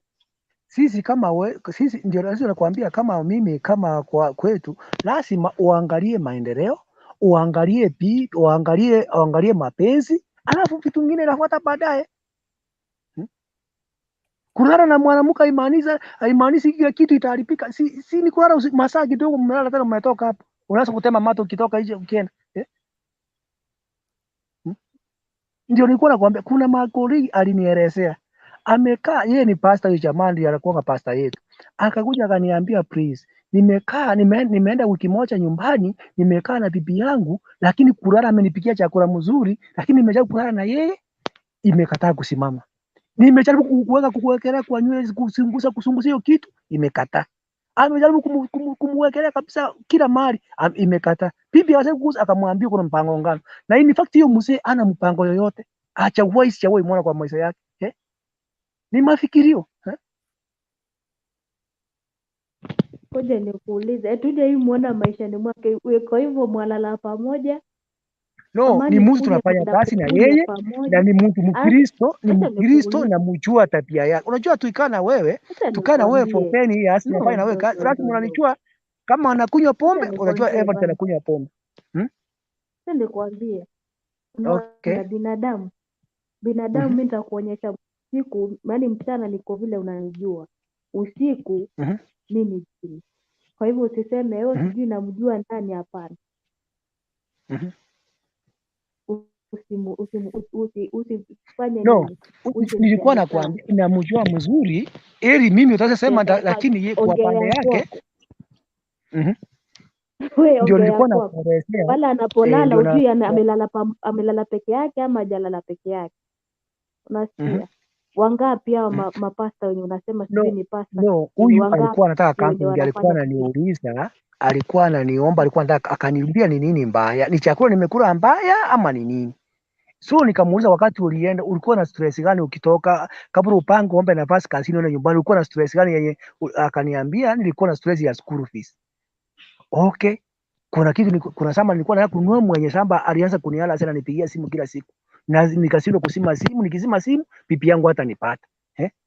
Tunaongea na familia yangu na vitu yangu iko nje. So hii mafikirio nakwambia inachangia kwa upande ya mapenzi. Lakini kama wewe saa hii for example kuna 15 ama 20 years ndio umeoleka, bado nyinyi hamna stress nyingine. Lakini mimi saa hii niko na 30 years. Lazima nichikaze.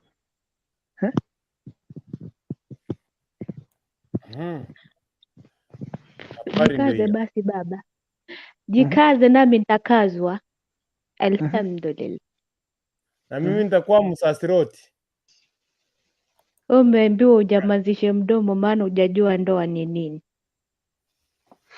In fact ndoa ni ngumu, kwenye tumekaa ni ngumu.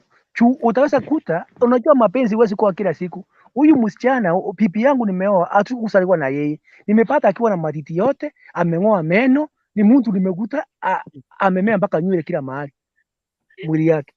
Ndio tukaona. Uwezi jua alikuwa amefanya nini. So ukashirikiana iko, lazima utatoka siku nyingine mnagombana, siku nyingine iko sawa. Siku nyingine unajua ameukasirikia, ukiweka mguu unasikia ni tutumanyo inakugusa kwa mguu. Hata wewe unaacha tu. Kuna siku nyingine unakuta uko sawa kabisa na yeye. So uwezi niambia mapenzi itakuwa kila siku ni kulaliana. Kuna siku amekuudi kabisa unasema yenyewe leo kama si kitu, lakini nimekasirika na yeye. Na hiyo kitu yako unajua ukikazia na hiyo kitu imekasirika tayari.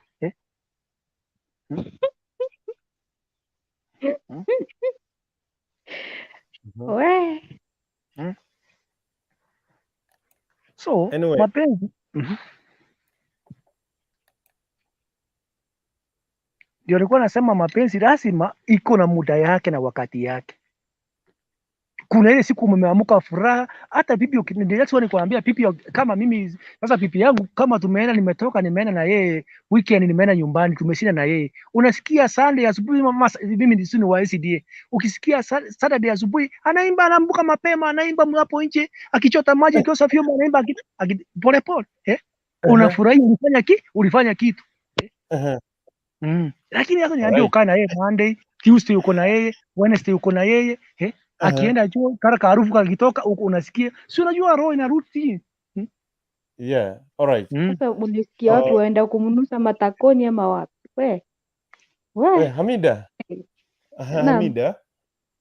Kwa dakika moja ningependa uweze kuweka katika nasemaje? Maneno yako ya mwisho kwa sababu ya muda, ndio posa tukuweza kuona kwamba vile hadi natupeleka. Mimi kwa kufungia mada acha niseme hivi. Jambo la kwanza tuanzie kwapo kwa usafi. Wanawake lazima muwe wasafi na mjitahidi pale usafini. Usafi ni muhimu katika maisha. Haswa unapoishi na mume wako kila siku, jitahidi uwe msafi. Na haya mambo sijui wa mtu wa kupenda sijui nini. Kama wapenda juaneni nyinyi wawili. Kama ni mtu wa kupenda mfanyie haki zake. Kama nyinyi wawili mtakaa chini mseme juu ya kufanya hiki kitu tusizoeane sana, tuifanye kwa muda fulani, mfanye kuagizana. Usifanye wewe mwenyewe decision. Kaeni wewe na mke wako mkafanya hiyo decision mkiwa pamoja, umtayarishe kiakili. Maana kuna baadhi ya wengine hapa, mume amefanya yeye mwenyewe hiyo decision. Huyu mwanamke yeye anatamani hiyo kitu kila siku. Pale unapomwambia sijui leo nimechoka sijui nini, huyu mwanamke ataka kusema huyu atembea nje. Ama kuna baadhi ya wale wenye hawajui kuelewa. Unaona? Yeye atafanya tu jambo la busara pale umeenda pale kazini na yeye atapita pale nje na jirani. So jambo la muhimu, kaeni chini muongee. Maana ndoa ukiuliza wale wenye wame it in life, atakwambia ndoa si kitu cha kuchezea. Kuna pale challenges, not a bed of roses. Na hizi challenges ni pale walikaa chini wakasema hii kitu tukifanya kila siku kina madhara yake. Ndio tukae tukipendana ama to enjoy this marriage. Let us set goals. Like we have to do it twice in a week, twice in a month to spicing up that relationship to work. Na pale mnapokaa wanawake, Ndio wanawake tuwapenda kuwa mijini, hatujakataa, lakini kama wapenda kukaa na mume wako pale mjini, msizoee kula vibajia ukasahau maendeleo kijijini. Maana mwisho wa siku sisi tutatoka huku kimjini tuenda kule kijijini tuwapata hamna maendeleo. Wanawake nyinyi ndio wakufanya mwanamume afanye maendeleo nyumbani. Usikuwe mwanamke wa makeup na manini majinguo majideradera mpya. Kumbuka kama wewe unataka kuwa na huyo mwanaume, jambo la msingi mpe wasia mzuri, mfanye maendeleo. Nayo tu nashukuru. Alright, asante sana Hamida, shikilia hapo usiondoke. Evans, kwa dakika moja maneno yako ya mwisho tafadhali. Mi nashukuru hata Hamida amekuja kwa pande yangu, nimeshukuru sana na nimekupari. Kitu yenye nilikuwa nasema mwanamke Sitakubaliana na wewe. kuna mahali umeongea points zimeingia kwa upande yangu, nimefurahi. Maendeleo ni kitu ya muhimu. Na bibi yako msoese mambo ya mapenzi, mkae chini mwambie kwa wiki tunafanya mara moja ama mara mbili asoe. Kama ulimsoesa mkiwa vijana mkioana ilikuwa raundi 4, sasa kucha mpaka raundi 2, mkucha hata moja, ingine asubuhi moja, siku nyingine mrelax mnakuwa hivyo. Na soesa kama uko na kitu kidogo peleka bibi yako out kama Masai Mara huko mtembeze. Hii kitanda mumelalia tangu mwanzo na mmezaa watoto, hiyo kitanda moja badilisha mazingira ndio mapenzi ikuwe mzuri. Sasa kila maeneo uwezi pata pesa uende kufanya mazingira, uende kusikiona, uende kuvuta hewa chini kidogo nje. So na kuomba maendeleo ikuwe mbele, mapenzi ifuate. Nimeshukuru sana. Ngoja Evan, hapa tena tutaanza kujadiliana tena. Hatujasema maendeleo kwanza. Vitu viwili viende pamoja. Maendeleo na mapenzi muhimu. Hatujakataa. Hiyo iko sawa. Hapo uliposema sijui nini mbadilishe mazingira, hapo uko sawa kakangu. Hujakosea. Ubadilishe mazingira, for example kama saa hii niko lakini hata kama cha muhimu ni mapenzi muhimu. Fanya mke wako ajihisi malikia vile unavyokufanya wewe ukajihisi mfalme kwenye himaya yangu. Na wewe pia nifanye malikia kwenye himaya yako. Maana tusije kasema tumeelewana hivi, mwisho wa siku nikakuja nikasikia sijui imekuwa vile, itanyuma sana. Ni ukweli. Tuheshimiane, yani ndio iheshimiwe. Ndio hiyo. Na ndio nilikuwa nakuambia, so kidogo dakika moja nilikuwa nakuelezea kama bibi ako nyumbani lisafu, kwenda siku moja mtoe mpeleke kama Masai Mara huko, mpeleke huko Nyeri kwa hoteli mkupa Mombasa huko Kirivi, atembee murale huko wiki moja murudi, afurahie, ubadilishe mazingira. Sile kitanda ya mtoto amekojolea, nimemwacha mtoto anakojoka kitanda ndio anataka kulala juu. Sasa mbadilishe mazingira, ukienda nje utaenda raundi mingi kuliko yenye ulikuwa unaendanga ukiwa kwa hiyo kitanda yako. Utajihizi na atajihisi yako sawa. Asante sana. Msiondoke. Nyinyi mkiona mpaki hapo, mimi nitamaliza show ni wacha hapo muongeleshane mpaka mwisho. So Hamido tutaongeleshana tu. Mimi nitawaacha hapo backstage. Na tutaendelea kuongea tu. Ikiwa kuna mtu anataka nimuongeze hapa backstage, linki ndio hii. Mwamba mtajadili mpaka asubuhi hata kesho kutwa. Linki ndio hiyo hapo. Nishaweka watu chukua linki, naona pale Joseph wenyewe anasema kwamba mimi nakubaliana na Hamida kabisa. Anasema kwamba hakuna mtu amesema kuwa mtafanya kila wakati. Kitu ni kuwa Mungu ambaye ni mwanzilishi wa ndoa kasema kifo ni kitu kiwatenge. Kama ni maendeleo fanya mkiwa pamoja. Usafi ni lazima. Asante sana. I love face XYZ online strips without clothing na kuona pale. Asante sana. Wewe ni mtu mzuri sana. So kwa sasa jamani, mbona mimi simalize show? Kiwa nataka nikuongeze backstage mwenyewe kupiga story, tafadhali chukua hiyo link and join me live. If you want to join me live please, utaniona. Sawa. Tukua natoka hapa mbio. Lakini sasa nakwambia kwamba chukua hiyo, ingia hapa nimalize show, ni WhatsApp mpiga story mpaka kieleweke nayo. Hamida, umesikia? Hao ni wanaume wa Kisii. Wakisii mimi siwataki. Acha nibaki Wao kwetu. unasema nianze kumwaga unga? Nimwage Wakisi unga? wanakula Wewe. matoke. Wakisi wanakula matoke kwa kochonjo. Sasa umwage Wacha. unga wamwagia nani kwetu? Mimi. Wewe nakumwagia unga hapa Acha wacheze. nikwambie kwa taarifa yako, acha nikwambie kama wadhania mimi Mkisii mimi najua lugha 7. Upo? Habari ndio hiyo mjini. Sasa wewe kama unajua mimi naongea Kikisii, najua Kikisii. Najua Kijaluo, najua Kitaita, najua Kikamba. Na Na Kizungu na najua cha Kiswahili. kwetu. Sasa hicho Kizungu na Kiswahili hiyo ni tuseme ni kama 10 basi. Upo. Sasa wewe kwa kumwaga mtama huo kuio. Sasa mimi sikuwa namaanisha hiyo, tafadhali sitaki hapo. Haya, Nilikuwa mwaga nasema mtama wewe ni basi. mwanamke mzuri. Wewe ni mwanamke mzuri. Amna. Mwaga huo mtama, maana mimi nimesema Wakisii mimi siwataki. Sasa tuachie hiyo hapo. Wewe ni mwanamke mzuri na wacha tu kwanza turudi hapa backstage. Sasa Hamida, nimetoa kofia yangu hapa. Basi tupeleke kwa Mungu kisha baadaye tumalize show. Mbona si Evans atuombe jamani?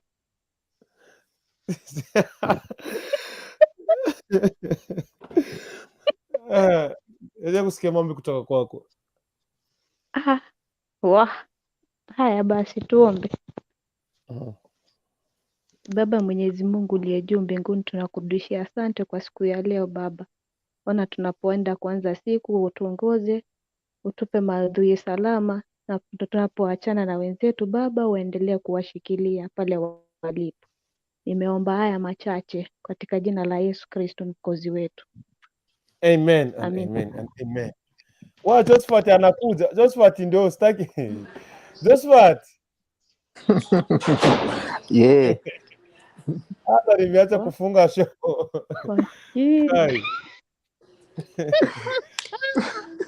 Sana. Umetuletea mgonjwa hospitalini. Ugua pole baba. Hapana, mimi si mgonjwa. Mimi nashughulikia wagonjwa. Fadhani ugua pole basi samahani. So Josephat, now you can say us the truth. Karibu sana hayo mazungumzo. Siko karibu saizi, mahali niko ni mchana. Na nimefurahia sana kusikia huyo mama anaitwa Hamida. Hamida huyo. Hello? Anaitwa Hamida. Oh, Hamida. I hope anyway, unajua ndoa is a very complex thing, lakini nimefurahia sana mazungumzo ambayo yameendelea hapo. Maybe next time utajaribu kuingia na mimi nichangie. This is my very first time. Welcome. So I wanted to be on the background just listening. Na okay. Mawaidha ni kwamba Hamida amesema mambo yanakubaliana kabisa, ingawa eventually walikuja kupatana na wakaongea vile hata mimi na mawazo yangu yako. So thank you for the show. I just wanted to thank you for what has been happening. I just discovered it today. Sikuwa najua. Thank you. Karibu siku nyingine. Inshallah. Karibu sana. Asante. Karibu sana. Mokogoti. Yes baba. Mambo. Poa sana. Ulijua ukatoroka leo ningesema Hamida ni nani mtu wangu? Ngoje kwanza umkuze, mbona amekuja amechelewa? Mbona umekuja kama umechelewa? Alimida hapana, ni ile unajua kazi, mimi niko kazi, wewe umelala, unaona? So unajua kazi ni kitu ya Mungu. Wewe umelala. Fungua kamera kama utalala. So mimi sijalala. Fungua kamera. Sijalala mimi. Fungua kamera kwenye Evans Maroko amefungua.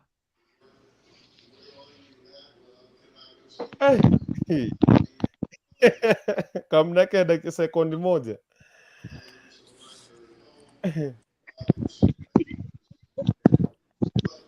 Mokogoti.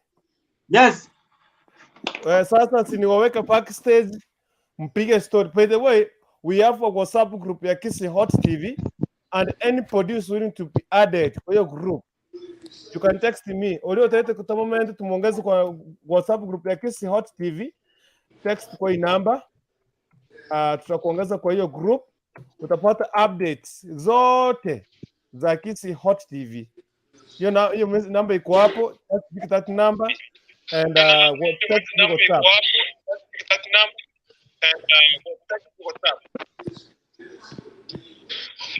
Itakuwa sawa. Tutakuongeza kwa sasa. Wacha ni waje hapa.